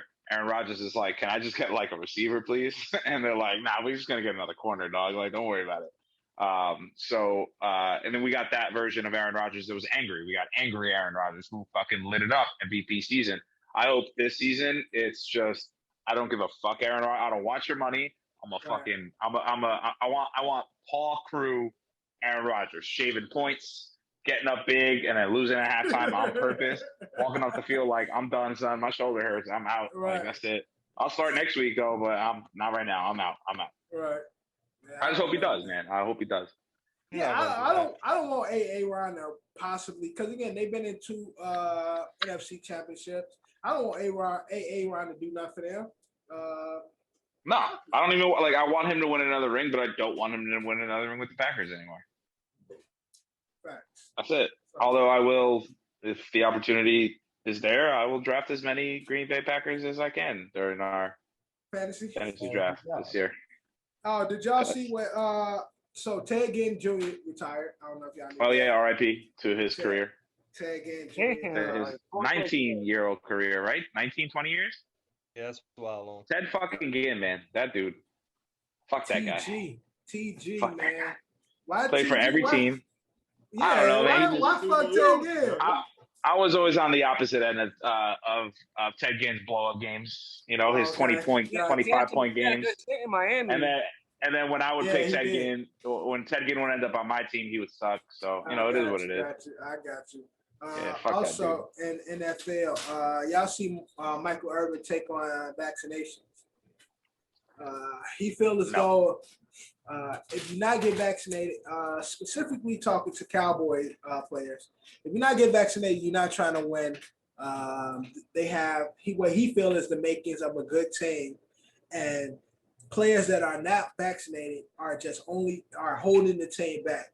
That everybody should get vaccinated if they really want to win, and the players in the locker room should be enforcing or telling the heads and the leaders of the team, leaders in the locker room need to be telling the players that's not vaccinated to get vaccinated because they are holding the team back because Cowboys are in the making of having a Super Bowl team. Cap effect, John. Super Cat, my guy. Like, what the fuck? Yo, oh, man. And it's Texas. Like, I don't think the numbers of vaccinations is probably not going to be high. That's at like 12% for sure. Yeah, I was gonna say I think they're I think they are at 40 or 30. I was gonna say they're definitely not at double digits, but maybe Texas, Florida. I feel like those are states that not going to be high on the vaccination list. They probably red states. You can just say red states. Yeah, you can say that. Actually, they are at so doses given 26.7 million. and people that are fully vaccinated are 12.5 million. So so people waiting for their second shot. 43% fully vaccinated. Yeah. State of Texas? 43. Yeah, state of Texas, 43. I'm Listen, man. Texas is purple. Texas is purple. See, y'all were wrong. Texas be his own country sometimes. Hey, Texas is that big though. Texas be their own country until they're like, oh no, it's a little cold here. Our pipes are frozen. We don't know how to handle a little bit of snow. And too many niggas down there. And Florida is 47.9, just for reference. Yeah, but again, is non-vaccinated players holding the team back? Hell no. No. Nah. That's just the narrative now. They want everybody to get vaccinated. So you're not getting vaccinated, you're not with the agenda. So it's either get with it or get lost. Yeah, look, with the vaccination stuff, it's just like at this point, it's like everyone that can qualify. Anyone that wants to get it can get it. At this point, if you don't want to be vaccinated, don't tell people that are vaccinated they're wrong for getting vaccinated. And those people that are vaccinated, don't tell the people that aren't vaccinated that they aren't wrong. At this point, they want to play this game? It is what it is. It's Darwinism at its finest, bro. Right. You know what I mean? You catch this Delta variant, you die. That's on you, bro. Yeah. I bump heads with Ed all the time, but he chose to get back. Yeah, we do it as a bit. We do it as a joke. You know what I'm saying? But even as a bit, when I talk about it, I just know I'll give y'all reasons why I'm not doing it. If you want to do it, go around. Yeah. I'm not trying to nobody's choice. No, exactly. Yeah. It is but that's what I'm saying. I ain't looking at motherfuckers that are vaccinated because I'm not vaccinated. Damn, you got the vaccination, bro. You tripping like, I'm not having this conversation with nobody. Y'all be quick to get it out here. Y'all, I don't get superpowers. Yeah, like I don't give a fuck. Like, yo, do what you're doing. Okay, I know what I'm up against. I got MS. I know what I'm up against. I don't want to get vaccinated. I know what I'm up against. I'm willing to deal with the consequences of what it is. Suck my dick. Exactly. Don't talk to me about it. Like it is what it is. Michael Irvin feel as though that players are that's not vaccinated are holding the other players back. Niggas is trash. Cowboys is trash, and that ain't the only thing that's been holding them back. The one thing with the take though, I would say is like if the team comes to understanding where the team is like the team states like boom, I want y'all all to get vaccinated. I feel like it should still be a choice, but the fact that you're a part of the team, you have to commit to it if that's what the team wants. Like if the team wants it, you have to do it because you're part of the team and you have to make that.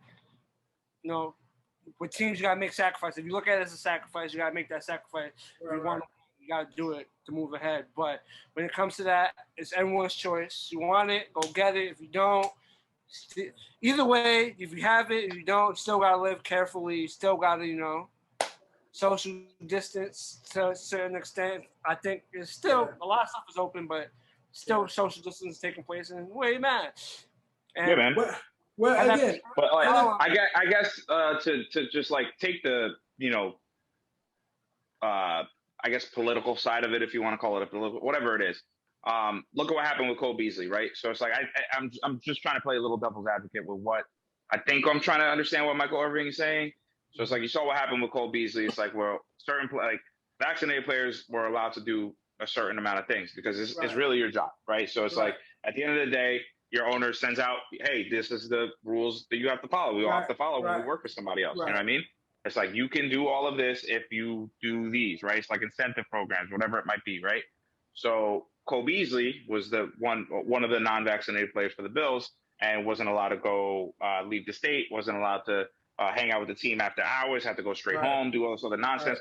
Had to have his own room, couldn't hang out with teammates after. And that's like team bonding kind of things, right? You know what I mean? Like that's like, all the receivers, we're going to go out. We're going to go get some beers or whatever, or we're going to go bowling or whatever. Cole Beasley can't do that. And obviously it's like, no one's going to snitch, but we live in an era with phones. So somebody's going to record it or whatever. So now if you are an unvaccinated player, you're missing out on these team bonding, social outside of off of the field activities. So maybe that's where he was trying to go with. Obviously it came off a different certain way. I think he's going the way that we're talking about. But again, just objectively speaking, I think maybe that's kind of how he thought he was coming off, but maybe he wasn't. You never know. Right. Also, in the NFL, they will be playing the Black National Anthem before every game. The first week like last year, or no, every game, every week. It sounds like a good idea, but it sounds like a good idea. But the whole thing is, ready? Look, I got an over and under for you. Early over under. How many white people protest the Black National Anthem? And my whole thing is how many white people sit. That's what I'm saying. I said take a knee. Because again, they made this whole thing about kneeling during the national anthem. This is our country. Let's see when the Black national anthem play. How many of you motherfuckers are hands over heart? All right, ready? So I'll do you one better again, just to play. How many of them? Well, whatever. Because 9 times I mean, let's be real. And what the NFL should do is they should play the Black National Anthem is so first. Fire though. They should play the Black National Anthem first, so people could stand for that, and they'd be like, they say please rise for the. Lift up their hands, ring with the heart.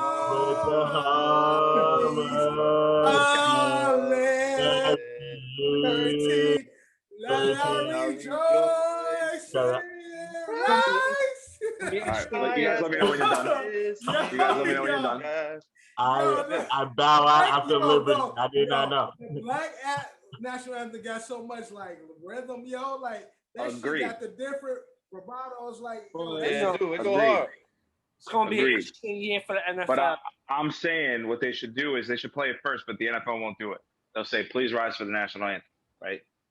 People will rise, whatever. That's what happens when you're in a stadium. But then what's going to happen is they're going to say, "Please rise for the Negro national anthem." No, then everyone's going to clap, right? Everyone's going to clap. Everyone's going to clap, right? And then, occasionally, casually take your little sit down, whatever. All right, cool. Time to enjoy the game. And who knows? It's the NFL. They might not even say it. They might just kick on the Black national anthem right after. And I already know maybe a few white people, they don't even know it. So they'll just be like, "Oh shit, this shit. Okay." Thinking it's just part of the game. It's like, yo, the team's gonna come out to this? Like, yo, this is kind of fire. Like, and we looking over or whatever. And they're gonna look around, they're gonna be like, "Oh shit, are we supposed to be standing? What the fuck? Like, we supposed to be standing for?" I just feel like there's gonna be a lot of them that don't even know what's happening. They're gonna play the black one first. They should. You always You always play the U.S. national anthem always gets played last. No, but they don't need to say the Negro national anthem. They just need to say. They just say, "Please rise for the national anthem." Rise for the national anthem. Play the black one and play the white one. And then play the white one, yeah. Because they both. That's a lot of standing, yo. Bro, but the Negro national anthem, that's the title. That's what it's called. Yeah, but just say, "Please rise for the national anthem," and then they play both. Yeah, exactly. You're gonna have some mishaps. Some announcers gonna say some shit by accident. We're gonna be talking about that. All right, you're gonna have a slip instead of Negro. You're gonna say colored. right. Say the colored. You're gonna play. They're gonna say play the Black Lives Matter anthem and shit. Oh yeah. For the Black Lives Matter anthem and shit like that and shit. But I'm interested to see how many mishaps. I'm calling it now. There will be. Oh yeah, mishaps from the casters as well as them white folks. We're gonna see a lot of funny shit. I want to see the players on the side, the motherfuckers that's proud to be American. Let's see y'all stupid ass standing for the Negro national anthem too. I'm telling you, I don't think they ain't even gonna know. They ain't even gonna know. All right. Anything else in the open? I got one more. Unfortunately, so unfortunately, this weekend, Jets offensive quarterbacks coach Greg Knapp was riding his bicycle and was hit by a car. I saw that, I saw that. Yeah, so I mean, this guy's had it's going to be a bad injury. Yeah, he's currently in critical condition. I looked at Coach Salah's coaching hires a while back. Greg Knapp did pop out to me when I did look at him. This guy's had a long coaching career from the San Francisco 49ers to the Raiders to the Falcons, Seahawks, Texans, Broncos, and then now with the Jets. Somebody hit him off a pedal bike? He was on a bicycle. Yeah, bicycle. and he got hit by a car, so he's currently in critical condition. This is the guy that made Darren McFadden was the offensive coordinator when Darren McFadden was doing his thing, Run DMC, that era. He was on the 2018 Atlanta Falcons that went to the Super Bowl and lost. Was also part of that Denver Broncos team that ended up winning a Super Bowl when he was the I believe he was the offensive coordinator. Yeah, shout out to him, man. To his family. Hopefully he's okay. Hopefully he makes it. Obviously, him being the quarterback's coach is huge for Zach Wilson. So maybe, it's a little bit of like, I want this to work out really bad. But also, I know it might sound that way, but it's not really, that's not the way I want it to come off. Obviously, I just want him to be okay. I hope his family's okay. And, hopefully he pulls through. Word. That's unfortunate. Wishing the best. Yeah, sad. My two things in NFL is Cam Akers. ACL tear. Yeah. No, Achilles. Achilles. Same shit. He's out for the year. Yeah, he's out for the year. And the Steelers signed Melvin Ingram. Yeah, I saw that. So, also, before we leave NFL, John, you brought it up. ESPN's rankings. Was that ESPN? Which one? I believe so. It could have been from the NFL. I'm pulling it up now. No, it was the no, it wasn't. It wasn't nobody important. Gridiron on tap. Who the fuck is that? I don't know who that is. Top 10. Something I found on social media. Talking about the thing I sent in the OSA. I'm not gonna bring it up because I don't even know who the fuck these people are. But although they did release for the last couple of weeks, the NFL has been releasing. Pulling it up now. They've been releasing. Where are you? They've been releasing like their top players, all positions and shit. Then by position, breaking it down by groups. I'm just trying to see if I can find it right now.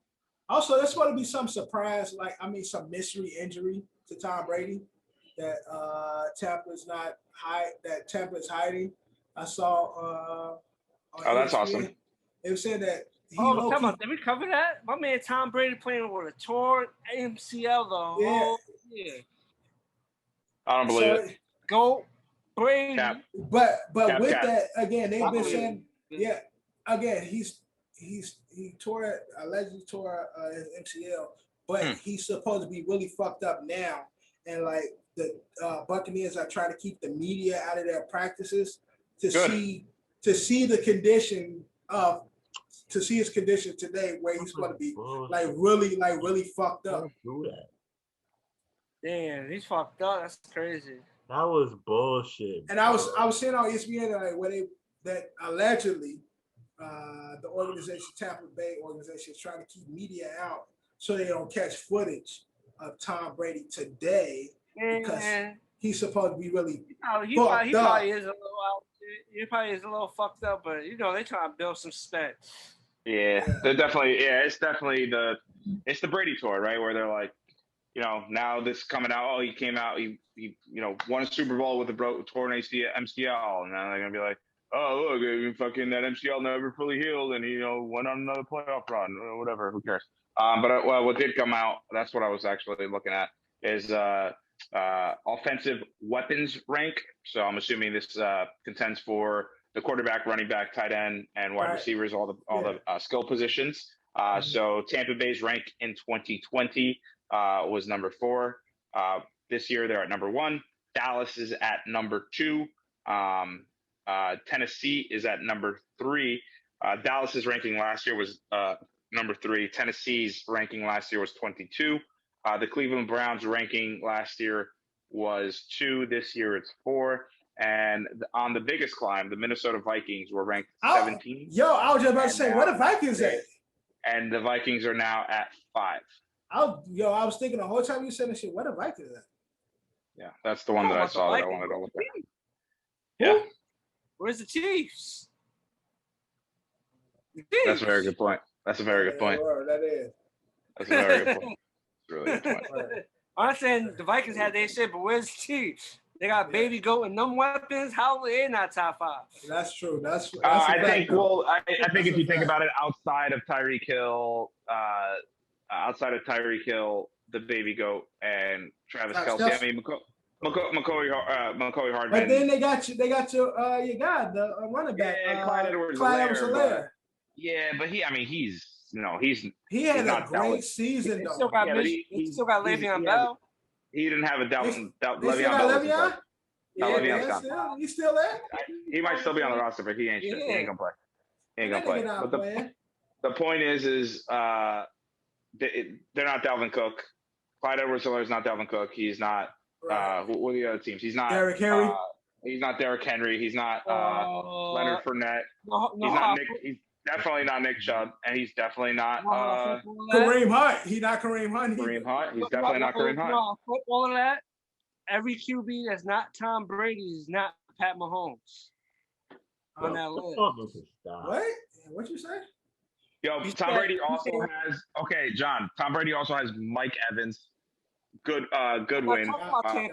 You understand what I'm saying? I said. What are you trying to say? You name it how these teams don't have their running back. A running back. Yeah. Their QBs don't compare. I'm saying Pat Mahomes compares to Tom Brady. No, we're not arguing that the Chiefs. No. No, my point. We should be there. Yeah, you didn't understand my point. You said basically Hilaire's not Derrick Henry. Hilaire's not. No. I'm also saying though that the Chiefs have 3 offensive weapons that are very, very awesome and unbelievable in first generation talents, and these other teams that are on this list have way more than 3. That's what I'm saying. I mean, the Vikings have at least 3. They got 3. I'm not going to count Kurt. They can't count Kurt. The Browns I'm have. not going to even count Kurt. The Browns have arguably 6. Yeah, roughly 5 or 6. Right? The Titans have 20. I mean, at this point, Derrick Henry counts as at least 10. The Cowboys have, I would say, 5. And the Bucks have like 10. 4. I would say 5. Dak, Lamb. Oh, Cooper, yeah, I forgot. Right. No, I forgot Zeke. Gallup. I forgot about Zeke. That's what we're saying, John. Is the Chiefs only have 3. I mean, it was very apparent during the Super Bowl when Mahomes had nobody blocking him. I don't think they got Sammy Watkins no more. I don't think Chiefs got Sammy Watkins no more. Sammy Watkins is they don't got Sammy Watkins. I think he's on the Bills. Yeah, he's on the Bills. Yeah. No. Emmanuel Sanders is on the Bills. Sammy Watkins is on the Raiders again? He's on the Ravens now. Ravens now. Yeah. So anyway, John, you're wrong. Stop sucking Tom Brady's dick. What else we got? Henry is 10 people. I'm telling you, Pat Mahomes is 30 people. Yeah, okay. All right. I got it. Anything else in open run? I've got one following suit to John's boy Carl Nazib. Luke, I'm going to destroy his name. Perquap is the first openly gay NHL player playing for the Nashville Predators. I will not make a joke. National Predators? That sounds crazy. Nashville Predators. I will not make a joke. That sounds crazy. We should not make a joke. Good for him. Good for him for crazy. You know. And again, back to what we talked about. I know. Do not make a joke. Do not make a joke. It's really unfortunate he plays for the Nashville Predators. That's all I'm gonna say. It's very unfair to him. But again, I mean, this is kind of what we talked about earlier. Is that it's like, yeah, man, like it's going to be a little bit more comfortable for these guys to come out. It's like, is he good? Is he any good? He just got drafted, so he's he's a young high draft pick. Not a Michael Sam situation. But yeah, I mean, it just goes to show. It's like, yeah, there's probably like 30 really, really good baseball players that are gay. They're just not openly gay. Again, look, man. Look, I just think we're in the space. Rooms always felt a little, Right. Listen, there's no bro. Hockey guys, dude. Bro. Yo, but keep it up. I think Kev, I think Ed, both played high school ball, right? Football. Mm-hmm. Football locker rooms is a little sus to begin with. Yeah, for sure. Yeah, there's always one or two. There's always one or two people that play too much. It's always exactly. Yo, let me see your dick, bro. You're like, yo, man, come on, dog. Niggas be doing wild shit in the football locker room. So for them, for every other sport, I don't think it's an issue. It's crazy to me that it seems to be the biggest issue in football, in the football locker room, when football locker rooms have been the most sus of my life. Of my entire from what life. I hear, though, hockey locker rooms are worse. Okay. Like, way worse. Okay. Like, well, a lot of these. Think about the guys that play hockey. Ain't no soccer teams in the city of Chicago. So Canadians, Russians, and kids that go to boarding schools, all boys schools. Okay. That's the NHL. That's full of them. And I don't know. Not saying anything about those people. I don't know either. I don't know any Russians. I don't know any Canadians. I don't know anybody who went to boarding school. So boarding school, all boy boarding school. You play hockey. You play sport. You change in the locker room. All boys. You're 15 years old. I don't know. I don't know. Hey, listen, man. I'm not insinuating anything. Again, I said I'm not going to make a joke. All right. I'm not going to make a joke.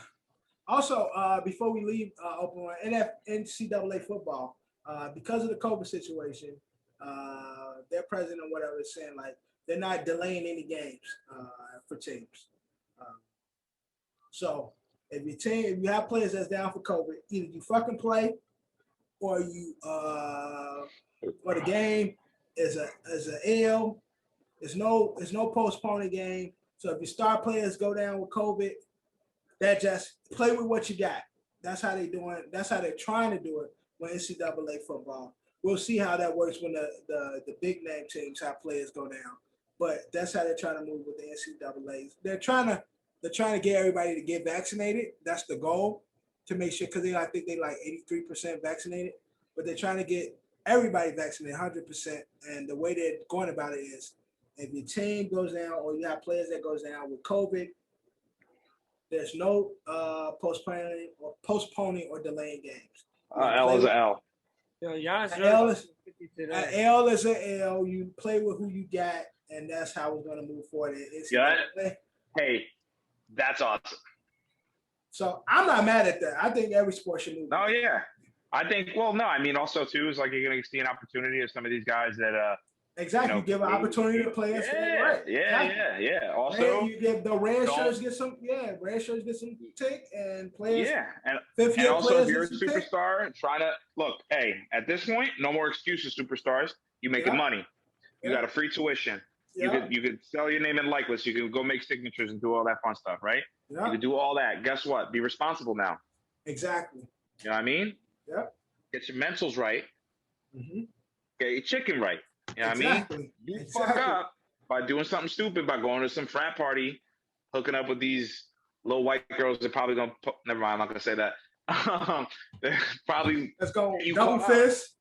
Get you caught up. You know what I mean? You get your COVID, guess what? You ain't gonna be a first round draft pick because you're gonna miss a couple games. That's crazy. All right. Low hands, all I'm saying is stay away from the low hands.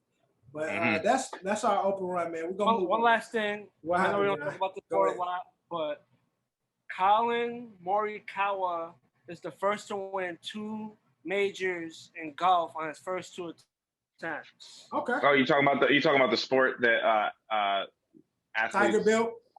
Actually, no, the sport that athletes do when they retire. That one.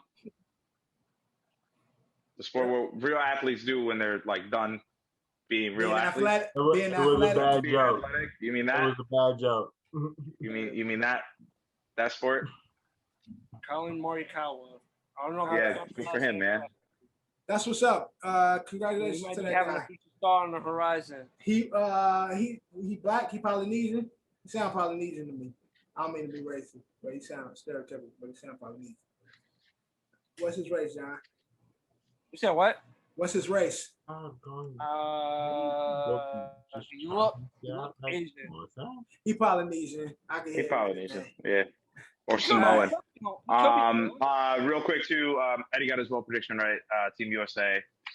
Nigga, we gonna get to that. We gonna takes the brooms. No, I know, but it's they get the brooms and they advanced and they're playing I believe Costa Rica this Sunday. All right, we moving on from the overrun. We get into the bag of the trash it, bag it or trash it. Now, Stephen A. been in the hot seat lately for his take on a lot of shit. Me and Drew talked about it, about people being sensitive and being very soft in today's sports. But Stephen A. was in the hot seat for his take on Shohei Ohtani.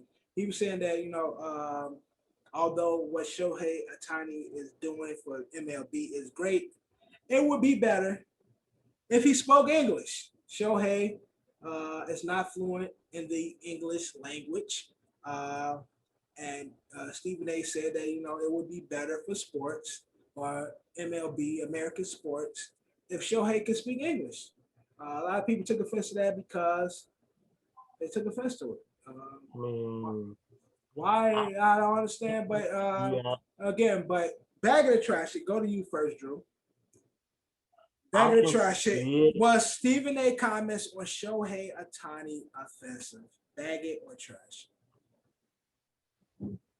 The interpreter is kind of offensive. So I'm going to at least bag it on one thing because I'm going to equate it to another sport, boxing. Canelo Alvarez is like the biggest thing in boxing right now, and he uses an interpreter, right? Mm-hmm. So just say you have an interpreter doesn't make you bad for the sport. Right. You're just not fluent in the language, which is English. I mean, like he's kind of like it's a little wrong for saying that, but like yeah, you can see it both ways, but like for basically what that is, you need an interpreter. It doesn't mean you're bad for the sport. Like, gotcha. All right, Kev, bag of trash with Stephen A. Comments on Shohei offensive.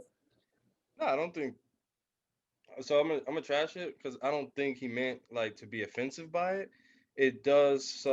I mean, obviously it's a cultural thing for him, but it does kind of take away from like us in America that are trying to admire like talent in American sport. Not feel like we're having like a connection with them. You know what I mean? Yeah. It's like no knock against them, but it's like I don't think he was saying, "Yo, speak English. You better learn English." Like, right. It was more like, "Yo, it kind of takes away from the lore of him that he doesn't speak English." Right. You know, like we can't communicate with him on a personal level. Right. I understand that. All right, Ed, bag of the trash. Stephen A. Comments offensive. I'll trash that it's offensive. I'll bag the fact that he's wrong in that. I mean, like that he's wrong in like saying that a superstar status can't be. I agree with Kev where it's like, yeah, you can't communicate with him, but like, so Ohtani's playing like, I mean, we watched him at the home run derby. We see him how he interacts with his teammates. He's always laughing, smiling, joking, whatever. Obviously, like the sport of any sport, whatever it is, football, baseball, basketball, whatever. It's like if you're good at the sport, and it's like when you like fuck, like something that happens wrong or something funny happens, where it's like, oh, I got the ball, or like, oh, I got you, crossed you up, or whatever. There's still that like chuckle with it. The understanding is the game. Yeah.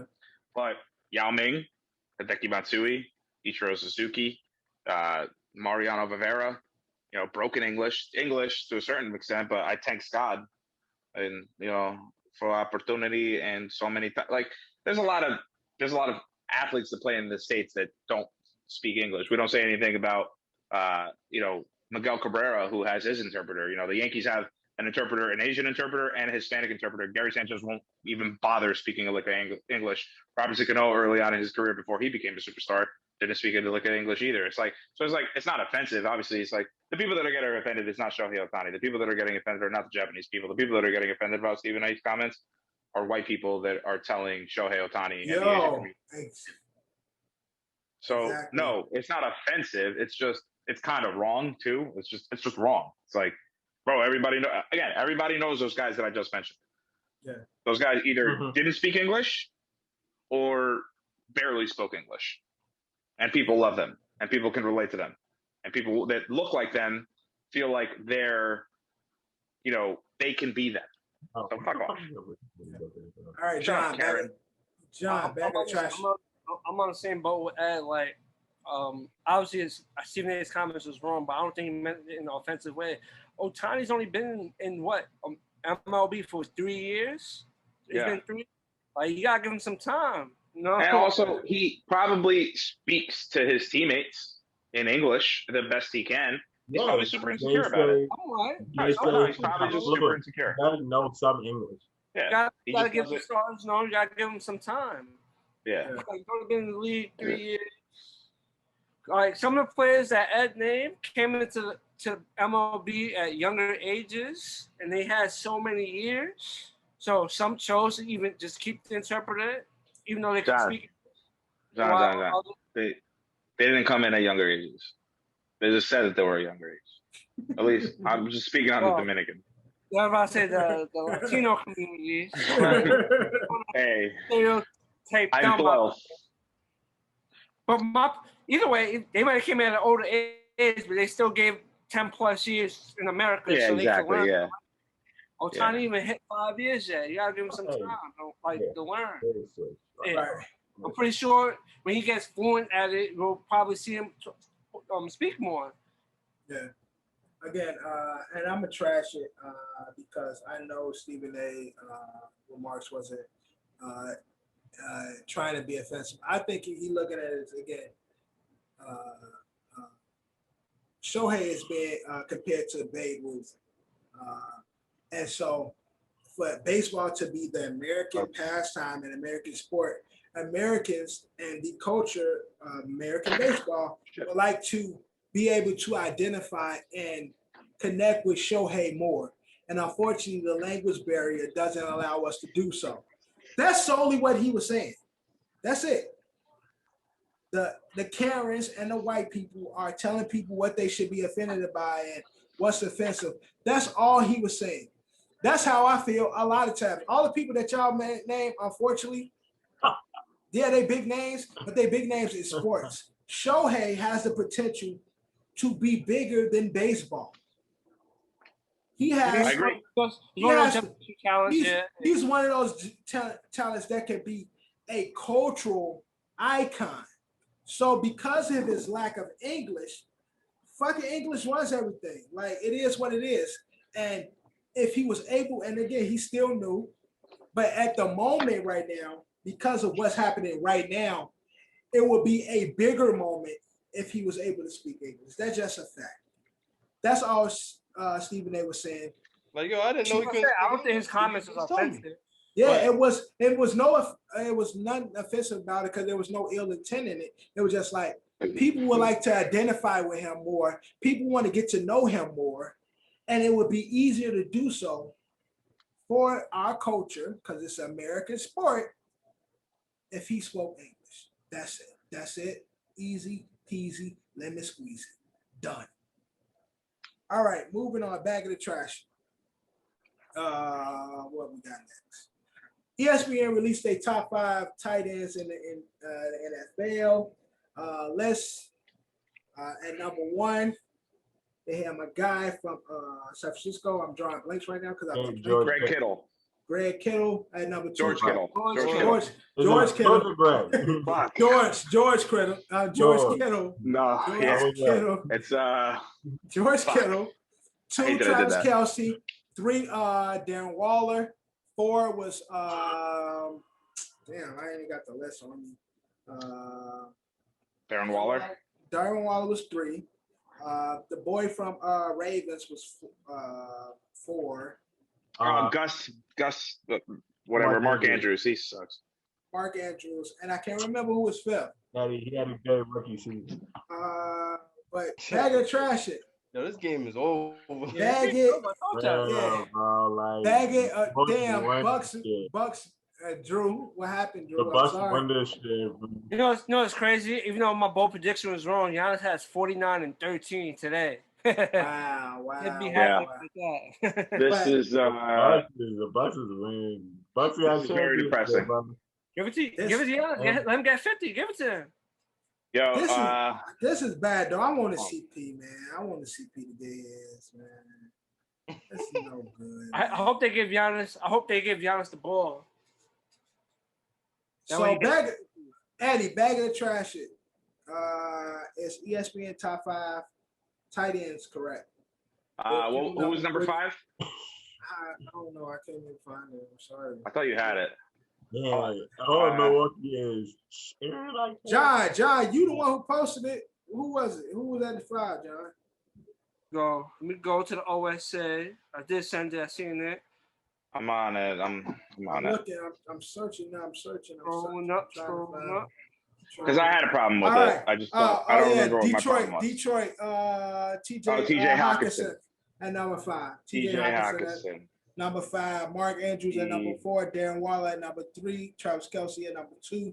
George Kittle at number 1. Bag of the trash at Ed. Is the tight end list correct? No.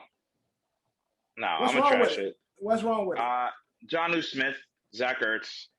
I mean, as old and like dusty as he was, Gronk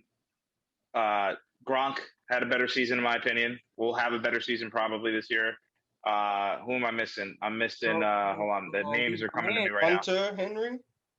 Hunter Henry, both of them. So Jonnu and Hunter Henry on the Patriots, but again, Hunter Henry has his injury issues. Again, last season, Miami's tight end. Mike Gesicki was missing. Mike Gesicki, Knox from the Bills is nice too. Again, I don't think he's top 5, but I'm just saying I don't think Mark Andrews and TJ Hawkinson automatically should jump up there. Honestly, I think Mark Andrews, right. Because he's a touchdown machine. I don't know, bro. I don't know. I feel like they're better tight ends. They play a more physical game. I'm missing somebody big, and it's bothering the shit out of me right now. This is for next. This is for and obviously they're basing it off of last year's. Based off last season, coming into this season, these are the top 5. Fuck. I say George Kittle is number 1 and Travis Kelce up there. No, yeah, George Kittle for sure is the number 1 tight end in the NFL. Travis Kelce number 2, Darren Waller I will give at number 3. My issues are with 4 and 5. All right, Kev, bag of the trash.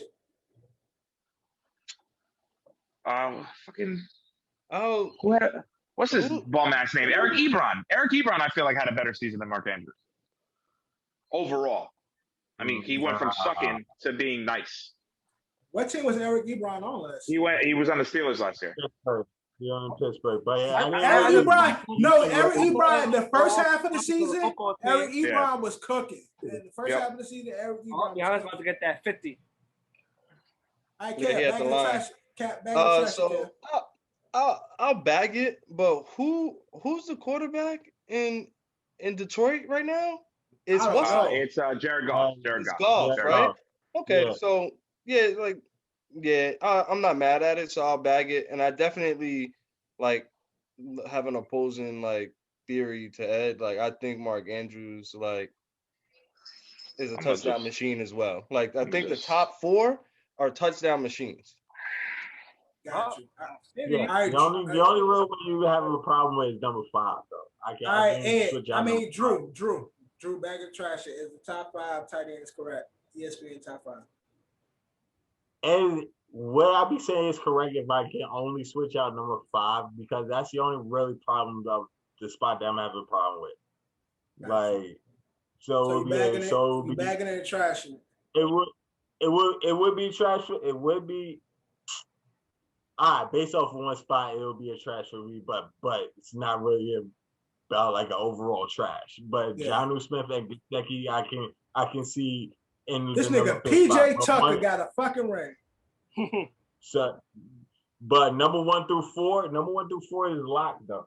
It's a lock. I can see number 1 through 4 being good money. Okay, so the top receiving tight ends last season: George Kittle, Rob Gronkowski, Dayton Schultz, Hunter Henry, and George didn't play a full season. He didn't play a full season last year. He got hurt early. He played 6 games. Hey, guess what? He was still the top receiving tight end. Oh, because he's a dog. No, George Kittle is really that nigga though. I'm sorry. I apologize. I apologize. Travis Kelce, George Kittle, Rob Gronkowski, Dayton Schultz, Hunter Henry. All right, John, bag of trash. Top 5 is correct. You know how I was going to trash it. They didn't have my guy Gronk on the list. How you not have Gronk? Come on now. Gronk is good. Gronk is good. Motherfucking Gronkowski. All right. I'm gonna get you touched. And again, I'm trashing it. You know, Gronk is one of my favorite fantasy players. He didn't do anything for me last season. That's it. Game over. But I am going to trash. You can't have this list without Gronk, and I think you can't have it without Mike Krzyzewski last year in regards to last season.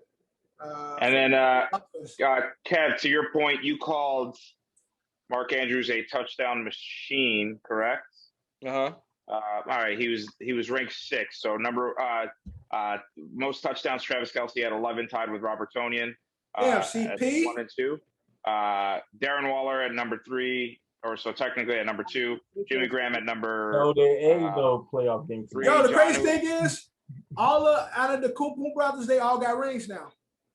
Yeah, actually, that is crazy. That is crazy. Yeah. Every last one of them. All the Cooper brothers, they all got rings. Back to back though. One of them being the real one, and the other 2 being trash though. Nah. One on the Bucks. He a spiritual leader. He a spiritual player. He pushes Giannis. The big bro. Come on, big brother. You can be all you can be. That's probably what motivated him with the other one on the way. Cause he showed up to Thanksgiving. He carving the turkey and shit like he's probably remember that like. He the youngest brother. He the only one with a ring. We can't hide that and shit. Yeah, Giannis on TV trying to create his own like iconic picture. He's sitting on chairs and crying. All right, but again, I'm trashing the list. But yo, this is the perfect segue. Now again, Giannis and the Milwaukee Bucks, when you hear this, have just won the NBA Finals. Giannis Antetokounmpo and his team, Milwaukee, Drew Holiday, Chris Middleton, they took down the Suns is 6. My next question on Bag of the Trash it. Would this NBA Finals win mark Giannis as the best player in the NBA? Drew, Bag of the Trash it. Best? No. Best player in the NBA. Does this win make him the best player in the NBA? No, bro. No, not the best. I mean, like, you won a championship, but like there are way like KD is kind of like up there above Giannis right now, bro. Like, not. But Giannis isn't in the conversation with these guys. Giannis is a champion. You can't lie. Giannis is top 5. All right, Giannis is top 5. Okay. Is that cool? Okay. Giannis But you trashing it. He's not top 1. Yeah, he's not top 1. He's not top 2. Right. Is he top 2? Giannis top 5. Okay, Kev, Bag of Trash it. Is Giannis top 1 for winning this NBA Finals? Yup. Bagging it. Thank you. Yep, bagging it. He did it, boy. All right.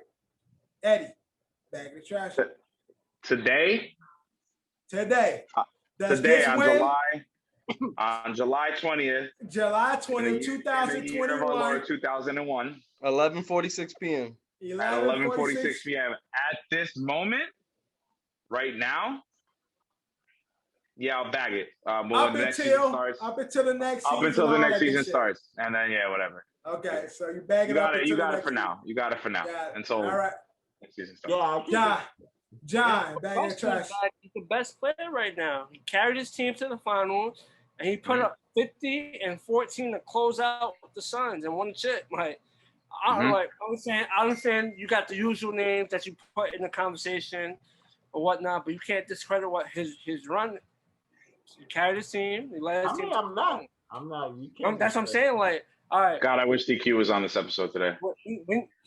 Yeah, I wish he was, because he was talking crazy about Giannis. A lot of episodes throughout this topic.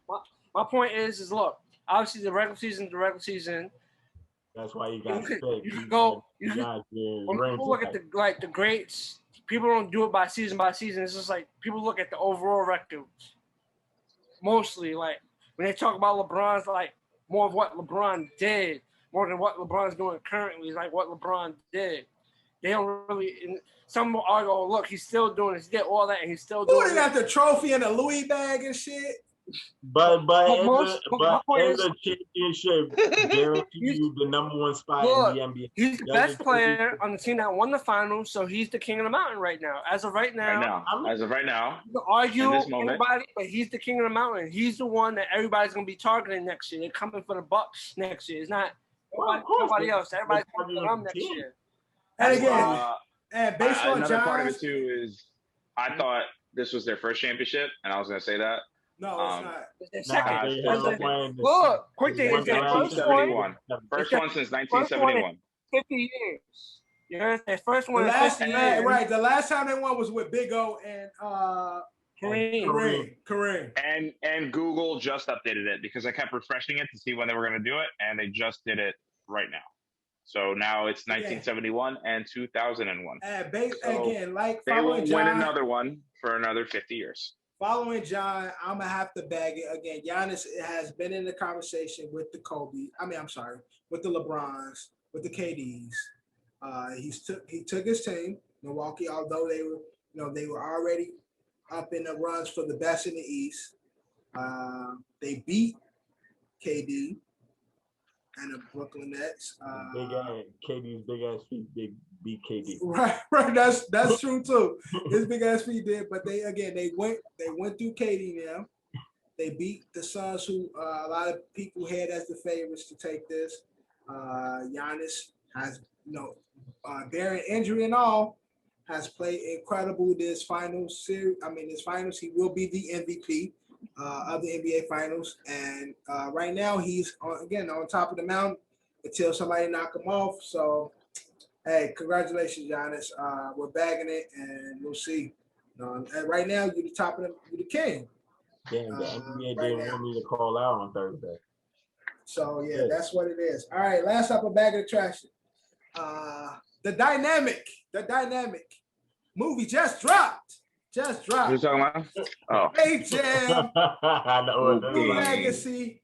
I know this conversation starring LeBron James and Sir Bugs Bunny. We had the weekend to watch it. Critically acclaimed. 100% on Rotten Tomatoes. Cisco and Ebert both gave it 2 thumbs up. Cisco and Ebert gave it. Cisco and Roper gave it 2 thumbs up. So last up and bag of the trash. Ed, kick us off. Oh, you want me to go first? Yeah, you said you want to go first. You said you want to go. I wasn't sure. Come on. Look, listen. Bag of trash. Is Space Jam New Legacy better than the OG Space Jam? Start Michael Jordan. Okay, straight up off the bat, I'm trashing it. Trash. Couple things. Spoilers, if you fucking care. Right. If you're listening and you actually want to watch this fucking movie, just skip ahead like 4 minutes, give or take, because I need to rent. 8 minutes into that movie, I was done with the movie. Okay. And again, John was talking earlier, what movies are made for kids. Listen, if I'm a kid, I'm not going to watch that movie. What this movie was, LeBron James, bad dad. Even worse actor, right? I don't know who wrote this. Algie Rhythm, played by Don Cheadle. Worst name ever. Even worse name, Serververse. Even worse name, Warner Brothers 3000 is his whole big spiel. The premise of this movie is LeBron hates his son, who wants to create probably one of the greatest video games since NBA Jam. That's what the movie should have just been. LeBron was very uncomfortable during it. I love how they pitched him to be in a series of movies with Warner Brothers and said, no, it's bad and it's corny, and then proceeded to make a bad movie with Warner Brothers that was bad and corny. There were a couple things that I did like, what did I like? I liked when Don Cheadle walks up to, shows himself as LeBron James, presents himself as Algie Rhythm. If you didn't know what Algie Rhythm is, it's algorithm. He's an algorithm. Mm-hmm. And I had the subtitles on, and it just kept saying Ali G Rhythm, so it's spelled ALIG rhythm, which was very confusing. So that's not Al G Rhythm, that's Ali G Rhythm, but don't want to get into crazy semantics with it. So there's where he walks up and LeBron kind of looks at Don Cheadle again, bad acting. Looks at Don Cheadle like he knows Don Cheadle, and Don Cheadle says, or Algae Rhythm says, "Hey, you're LeBron James." And he's like, "Hey, who are you?" But the other bit that I liked was when they're down at halftime.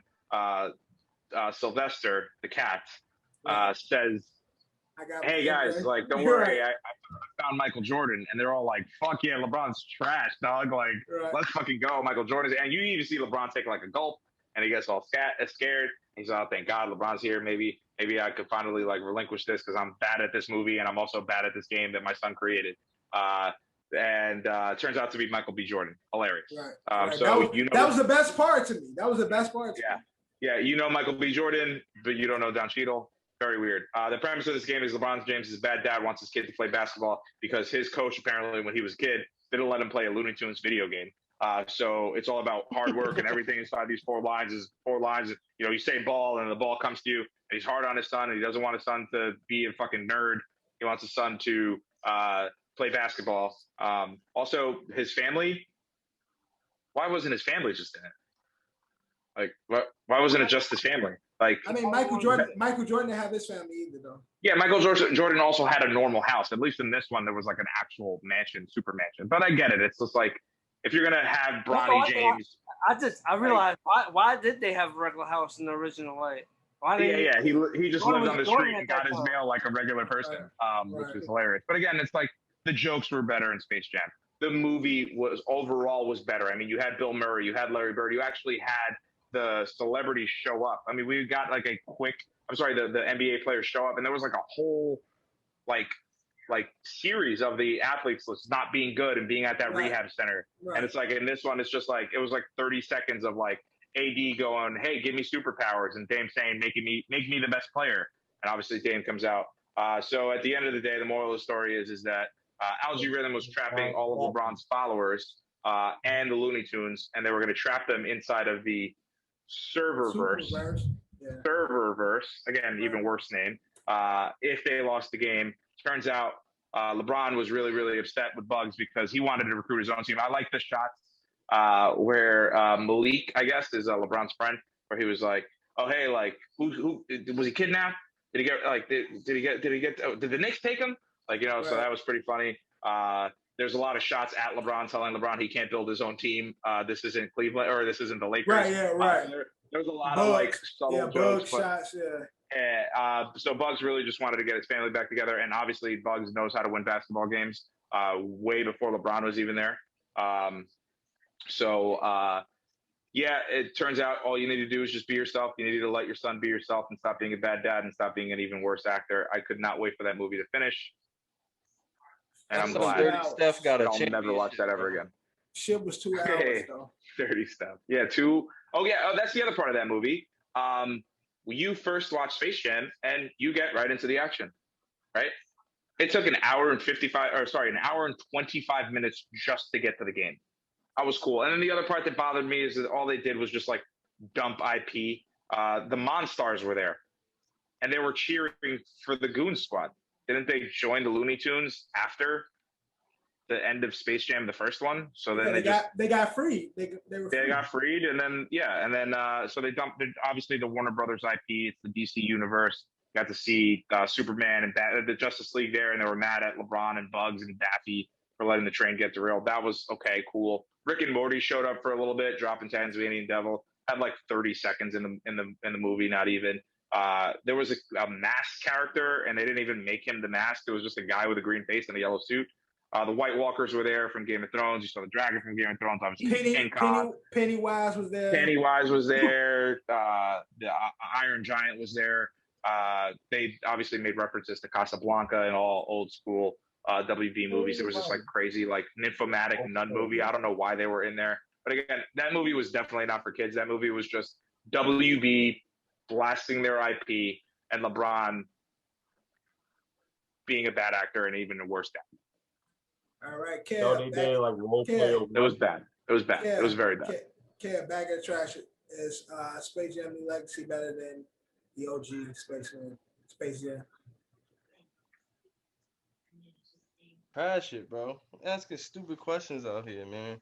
At the end of the day, LeBron's acting was bad. Like you said, so bad. This was Warner Brothers' opportunity to flex their muscle a little bit, show how many copyrights they got, and that was it. But the movie was bad. I mean, cinematically, like for kids, like sure it was also bad. That was like whatever, but yeah, no. Hey kids, watch Into the Spider-Verse 10 more times. You'll be fine. Yeah, that movie's fire movie. And my son loves that movie. But John. Oh, I also loved real quick too. I also love that he knew who Michael B. Jordan was in the worst Fantastic Four, but didn't know the best version of Iron Patriot, War Machine, Don Cheadle. But Michael B. Jordan. John, bag of the trash. Is Space Jam New Legacy better than the OG Space Jam? I'm gonna trash it. Obviously, the new one, it has, when you look back in both movies, ain't perfect. They have their flaws.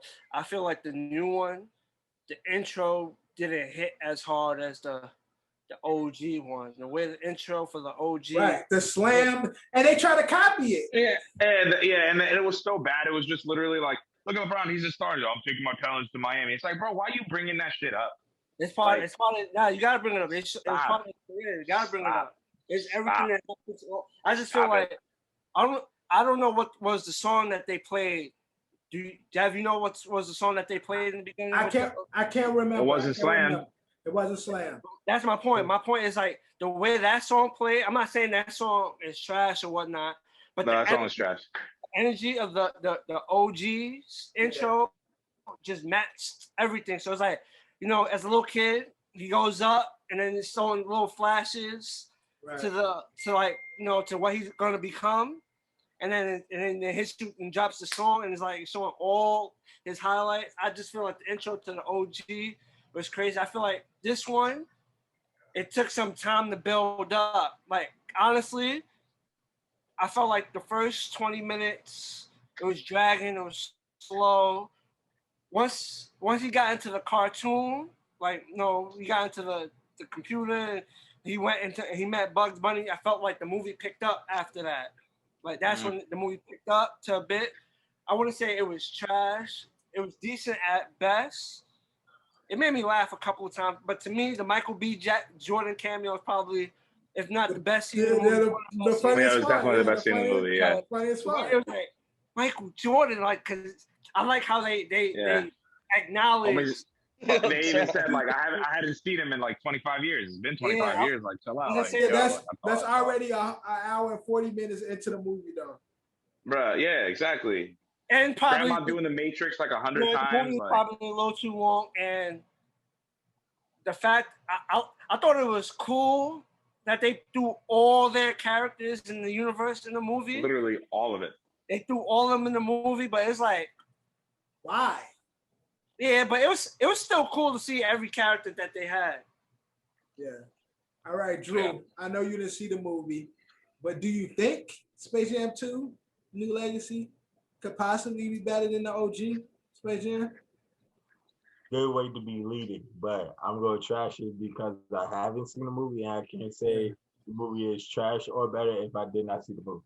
Do me a favor, do what I did. I watched the original just to make sure before I watched the second. I watched it. And again, but like watch it fresh. Like rewatch it fresh as an adult. And then go into Space Jam Legacy like I went into with, pretty level. I'm like, hey, we're gonna see some cool shit. Yeah, I haven't seen Bugs since that Brendan Fraser movie that they did, Looney Tunes Back in Action or whatever. Right. And that's the other part of it too, is that again, the reason why this isn't an allure for kids too is because the kids, we're talking off air. These kids don't know the Looney Tunes anymore. Like, it's different now. Like, you know what I mean? Like, maybe you said that they're coming out with a new show, but it's just it was different because you watched the Looney Tunes growing up, and then you saw the Looney Tunes and Michael Jordan. Even if you didn't know who Michael Jordan was, you watched because you knew who the Looney Tunes were. At this point, it's just if you don't, you're just watching for LeBron, or you're watching to talk on a sports podcast. Right. It was bad. But again, just to clean it up, I'm a trash it. This movie is fucking 2 hours. Y'all know about my attention span; it's not that good.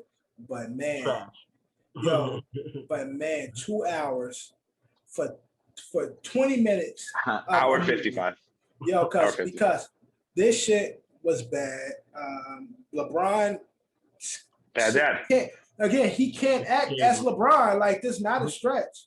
You're being yourself. The fact that I have to believe that LeBron is a dad who's not understanding, that part was like, come on, Bron, you Bron. Like, that's what I'm saying, yeah. This tough dad shit. Come on, Bron. I love that the premise of the movie was be yourself, and LeBron in that movie was not himself.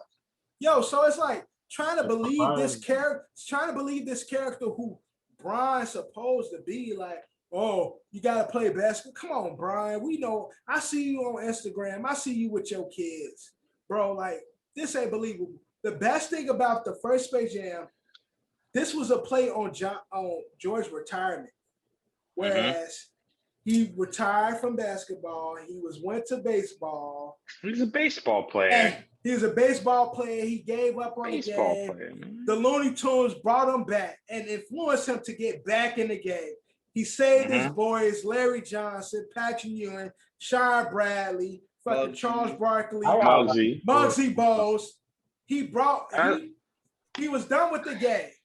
It wasn't a dream. It really happened. Right. It wasn't a dream. It really happened. Like, having those characters and shit. And again, having them guys have some fucking actual lines. Yeah. And you had the comedic relief in Bill Murray. Yeah. Bill Murray. Like, the Gold Squad had Danny nothing. DeVito. Like, Danny DeVito, they had nothing. They didn't say fucking anything. The style points. It wasn't even a real fucking basketball game. It was style points. The best part, again, y'all all spoke about it. Lil Rel was good. I like Lil Rel on it. I like the Michael B. Jordan and shit. Right, the 30 seconds of him. Like, the whole WB run through, that shit was, why? I don't care. We were basically watching Ready Player One. And again, y'all say, right. Exactly, Ready Player One. I'm saying Ready Player One was better.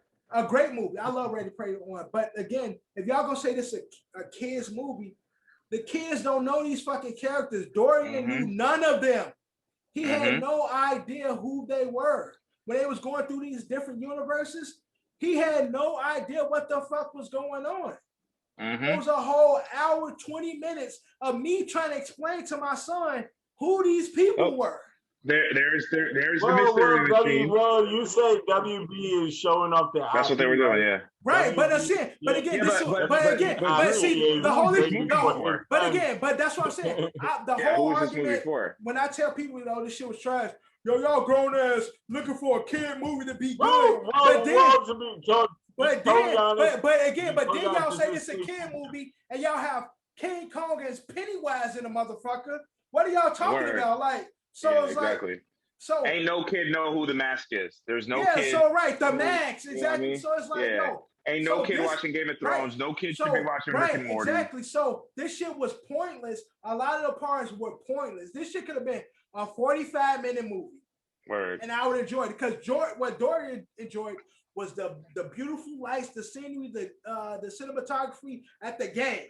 Everything before the game, he like, what the fuck is this? I don't know what's going on. Yeah, not unnecessary. This is my 7-year-old. He enjoyed the last 30 minutes in the movie. Once they got to the game, it looked cool.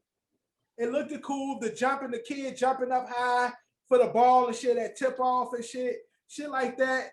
We're gonna make a video, make our own Space Jam. They barely play basketball. Let's talk about that. Exactly. Barely play basketball. The fucking the pig, Porky rapping. All this fluff. They should have had him spit that. Who wrote this movie? Because that's really who we should. All this fluff is like, bro, if you take all this shit out this movie, you know what's the crazy part? They dead got 35 minutes. Points. You said what? But that little rap, they dead got they got style points and shit. Like, yo, this shit was even like that's the other part too, is that like, again, Rel, like, as a commentator, like, if that was like, again, I don't even know, I'm so out of fucking touch with it. It's like, if some like famous TikToker was instead of Rel, it would have been like somebody that the kids vibe to. We saw Rel and we were like, oh shit, it's Rel. Right. Like, you know what I mean? Like, Dorian don't know who the fuck Rel is. Dorian don't know who Ernie Johnson is. And then, but then you go to the part where he's like, the fuck? Like, 200 points. Like, how does that even work? It's like, see, now you're confusing the people in your movie, and you're confusing us. Because again, and then again, it's like the style points were random. Like, you go from 20 style points, then you get 3,000 style points. This shit was just all over the place, and it was fucking 2 hours. I believe y'all. It was we're not 2 even hours. hating. It's so bad. No, it's really bad. No, it was really a bad movie. So I'm gonna do myself a favor and stay away from Leo Benvenuti, Steve Rudikek, Timothy Harris, and Herschel Wingrove. You guys all fucking wrote this, and you fucked up. I'm gonna see you go. Space Jam movie. I just seen a meme that just made me laugh. It says, there's one thing I learned after watching Space Jam: A New Legacy is that LeBron's a Robin and he'll never be a Batman, because remember the part where he was Robin. Yep. That was the scene. Really loud. That shit is retarded. Oh my God. I mean, this guy wrote some great movies, Leo. Leo wrote Kicking and Screaming, wrote the original Space Jam, and wrote the Santa Claus. Come on, bro. I love all those movies. I mean, what happened? What happened? Money grab. This movie is bad. So again, this is. I think also I feel like the fact that they just didn't let LeBron be LeBron. Like, if they wanted to create that storyline, they still could have created it. Right. And LeBron be LeBron. But that's what I'm saying is that this whole movie was about being yourself. That was the inspiration of this movie, right? Let the Looney Tunes be loony. Let LeBron's son be a video game nerd, not a basketball player. Why wasn't LeBron LeBron? Why was LeBron this like hard on dad? And that's what I'm saying. It looked like LeBron was acting, trying to be himself. It's like, what the fuck is this? LeBron shouldn't even have the script. You being LeBron James. I'm disappointed. This was directed by Malcolm D. Lee, who also directed The Best Man, also directed The Best Man Holiday, Girl Trip, Undercover Brother. Come on, brother. LeBron doing a rap battle when Porky was rapping. LeBron, Yeah. So it was so corny. It was so bad. At the end of the movie too, where Bugs is like, where he goes, oh hey, like we can stay. Can I come? You know, we're gonna have some friends and some bunk beds. He's like, hey, can I come over to your Taco Tuesday? And LeBron does Taco Tuesday. No, the best part of the movie was the pictures at the end. When it ended? The pictures at the end. Yeah, no, I'm talking about the end when it ended in the credits. No, I'm saying after the credits was rolling and they had the pictures of Bugs. Oh, I didn't even see all that. Tunes. Okay, see, at the end they had like Looney Tunes in today's world. I was glad it was over. I Turn that shit off. All right, that's back in the trash shit, man. Back in the trash shit. All right, we're moving on to Marquee Miss. These are games that we missed for the week. Games to look out for. Drew, kick us off with Marquee Misses. Man, we got a rivalry game on Thursday night game. The St. Louis Cardinals versus your Chicago Cubs. All right, them ain't my fucking Cubs. I don't fuck with the North Side. All right, you South side, white side, baby. They didn't let the GDs in the dope. Okay, it's not your Chicago, bro. All right, Chicago Cubs. All right, Kev, what's your Marquee Miss? Yo, so I know a lot of people like hit or miss, don't really watch the Olympics, but either way, my Marquee Miss is the U.S. men's basketball team. They play France on the 25th. Yeah. I was gonna pick that, but I knew you was gonna pick that shit, so that's why I appreciate it. All right, Ed. I'm sorry, Marquee Miss. I'm sorry. Yeah, sticking with the boys. USA plays Jamaica 9:30 Sunday. Bomba Clad. USA, we gonna beat the bricks off you. Don't do that. No, don't do that. Right, Drew out Jamaican on the pie. Don't do it. Don't get the bricks beat off you, son. Nah, I really hope DK's okay. He hurt himself, so I think we're in trouble. But I mean, you know, whatever. Quarterfinal. Obviously, USA needs to win. All right, John. Marquee Miss. My Marquee Miss is Friday, a 3-game set between the New York Mets and the Toronto Blue Jays. All right. And again, my Marquee Miss, sticking with the Big Three. I'm going with the Big Three, Week 3 for my Marquee Miss, because I know ain't nobody watching it, but Big 3 is dope, man. My nigga Joe Johnson. It's on Fox. It's on Fox FS1, right? No, it's on CBS. CBS. Yeah. Okay. Yeah. But Joe Johnson really be cooking ass in the Big Three. So man, if y'all get to watch it on Saturdays, it's fire though. But all right, that's Marquee Miss. And last up, when you hear this, this is our bowl prediction for the week. Something in sports that you see happening this week. Kev got his bowl prediction right. Ed got his bowl prediction right. And I think that's it. The rest of us are wrong. Yeah, the rest of us got it wrong. So Kev and Ed. You know what's crazy? You know what's crazy? DQ could have got his bowl prediction right, but he made it. He made it. Bobby Lashley was gonna lose. He would have stuck Monday. To someone's gonna win a major title.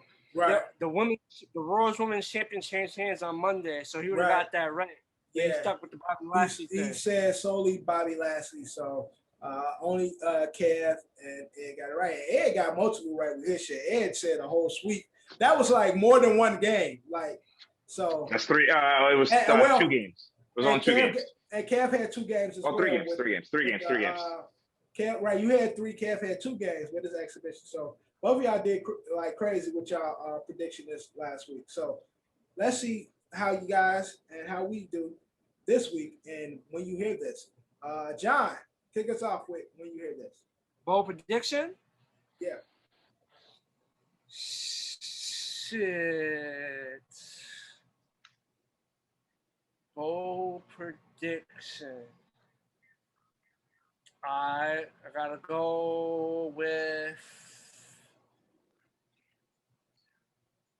It's been a while. I know they did a crackdown on that sticky stuff. By the time next time you hear this, before we shoot the next episode, we'll have another no-hitter in the MLB. Okay. Ooh, with the sticky shit going on, we still gonna have a no-hitter. John, you know what's funny? You know what's the funny part? They're gonna have a no-hitter and they're gonna fuck around, and the person that's gonna throw the no-hitter is gonna be under investigation the next day. Facts. All right, Kev, when you hear this, Kevin, Marquis Jet, when you hear this, Keon. When you hear this, the U.S. women's basketball team will have won their first 3 games. All right. Now, they got a game Sunday. I believe their first game is Sunday. Sunday is the 25th. Yeah. So everything for the most part is jumping off like on the 24th for those of you that are really watching the Olympics. And if you want to watch the opening ceremony, it will be the 23rd. Yo, you know, crazy. This Sue Bird's fifth Olympics. Right. Yeah. That's fucking 20 years. Like, damn, she been playing a long ass time. Like, yeah, that is true. I mean, but you know, Olympics is college too. I'm saying, like, no, she professionally, she's played as a WNBA player. She's played in 5 Olympics. 4 times 5 is 20. That means she's been around in the WNBA for roughly 19 to 20 years. Like, damn, Sue Bird. She still doing her shit for fucking 2 decades. All right, but good pick, Kev. All right, Drew, when you hear this. All right, I'm gonna go with this. All right. When you hear this, they got 4 games going on from Thursday to Sunday. Mm-hmm. I got the Padres sweeping the Marlins all the way through. You know what's funny? Drew wanted his poll prediction to be the Suns in 7 so bad. But it didn't happen. You're probably right, John. I went to. Nah, if Suns didn't lose, that definitely would have been Drew's bold prediction. What was Drew's this week? I missed it. It's almost like in my head, it's like you guys knew I had to piss, so y'all dragged on the conversation. Well, Drew had Red Sox sweeping. Last week he had Red Sox sweeping the Yankees, which was not true. But this week you have Marlins. What? Now the Padres sweeping the Marlins this week. Padres sweeping the Marlins. Ed, go ahead. All right, I got 3 games right last week. I'm gonna try to get 4 games right this week to make up for the 4 quarterfinal that I fucked up during the Euro. But you got Qatar versus El Salvador on Saturday. I got Qatar in that game, so Qatar will win that. I got Canada beating Costa Rica, Mexico beating Honduras, and USA beating Jamaica. I will keep tabs on that for you. Copy. I'll be watching it anyway too. So yeah. But when you hear this, White Sox are playing very good. They got a triple whatever against the Brewers. So I say White Sox sweep the Brewers this weekend, Friday, Saturday, and Sunday. White Sox sweep the Brewers. All right, and that's when you hear this, and that is our episode 14, season 2, episode 64 overall. Thank you guys for being here and chilling with us for this long ass episode. We had a few technical difficulties. We went off the, I went off the slate a little bit, but we just doing us again. This is a bunch of homies talking sports and just talking bullshit. Hopefully we have Just DQ next week. But Ed is here, Kev is here, Drew is here, Johnny's here, I'm here. Thank you guys for listening. Make sure you like, comment, subscribe. Make sure you share. Make sure you rate. If you listen via audio, all that good shit. Again, brought to you by Culture Capsule, sponsored by Don's LLC. Make sure y'all go check out our intro song. It's here too. Also check out our outro song. Now I see your cuz Ed is dropping a new project. Dropped a new one. I believe. Hang on, I got it right here. I just had it too because I was just pulling it up. Jarrell's, correct. So our outro artist is dropping a new project. Our intro artist, Des Landscape. The new project is called Money Hungry #2. Money Hungry. So be on the lookout for that. So look out for that. Our intro artist, Des Landscape, aka Cloud Camp Hop. We just dropped a new season for our clothing line, Cloud Camp, with the Celebrate the Villain line, the Suge Red hats. So make sure y'all go out and cop that as well. But again, support the wave, man. A lot of new shit coming from us, more episodes and more shows coming from C2. Right, John? Say that again? John. More shows and more episodes coming from C2. Culture Capsule, right? That's Drew? The ASO short is on the way to 0.5 episode to be out some point tomorrow, Thursday the latest. Another shitty opinion. Episode 3 officially be out next week. Drew? Yeah, you being mad forceful. I ain't being mad forceful shit. We are working. We are working. We are working. We need some reviews, some 30-minute clips, Drew. We need some shit. We are working, in the words of Mr. Drew. Sound like we are procrastinating. And that sounds what it sounds like. We are bullshitting. Right, that's what it sounds like to me. We are full of shit. We are working. Right, that sounds about right to me. We happen. Right, all that's right, Ed. But again, thank you guys for listening and watching. Make sure you tune in next week. Make sure you tune in this week, Thursday, drop it at 1 p.m. But like always, Ed, we out. Look, you claim me the illest. You don't believe in yourself to forget it. You gotta put yourself up in position. Ice skating on thin ice, and my ice skates been in the kitchen. How can you tell me to pick a religion? I'm 24 and I'm broke as a bitch, but I'm a millionaire rich in the spirit. Yeah, hoping you get my plight. 24 hours in a day. Goofy ass niggas might die by night. Stand clear, hands in the air, I know my rights. This for the people who say they ain't scared. Nigga, you ain't think about this shit twice.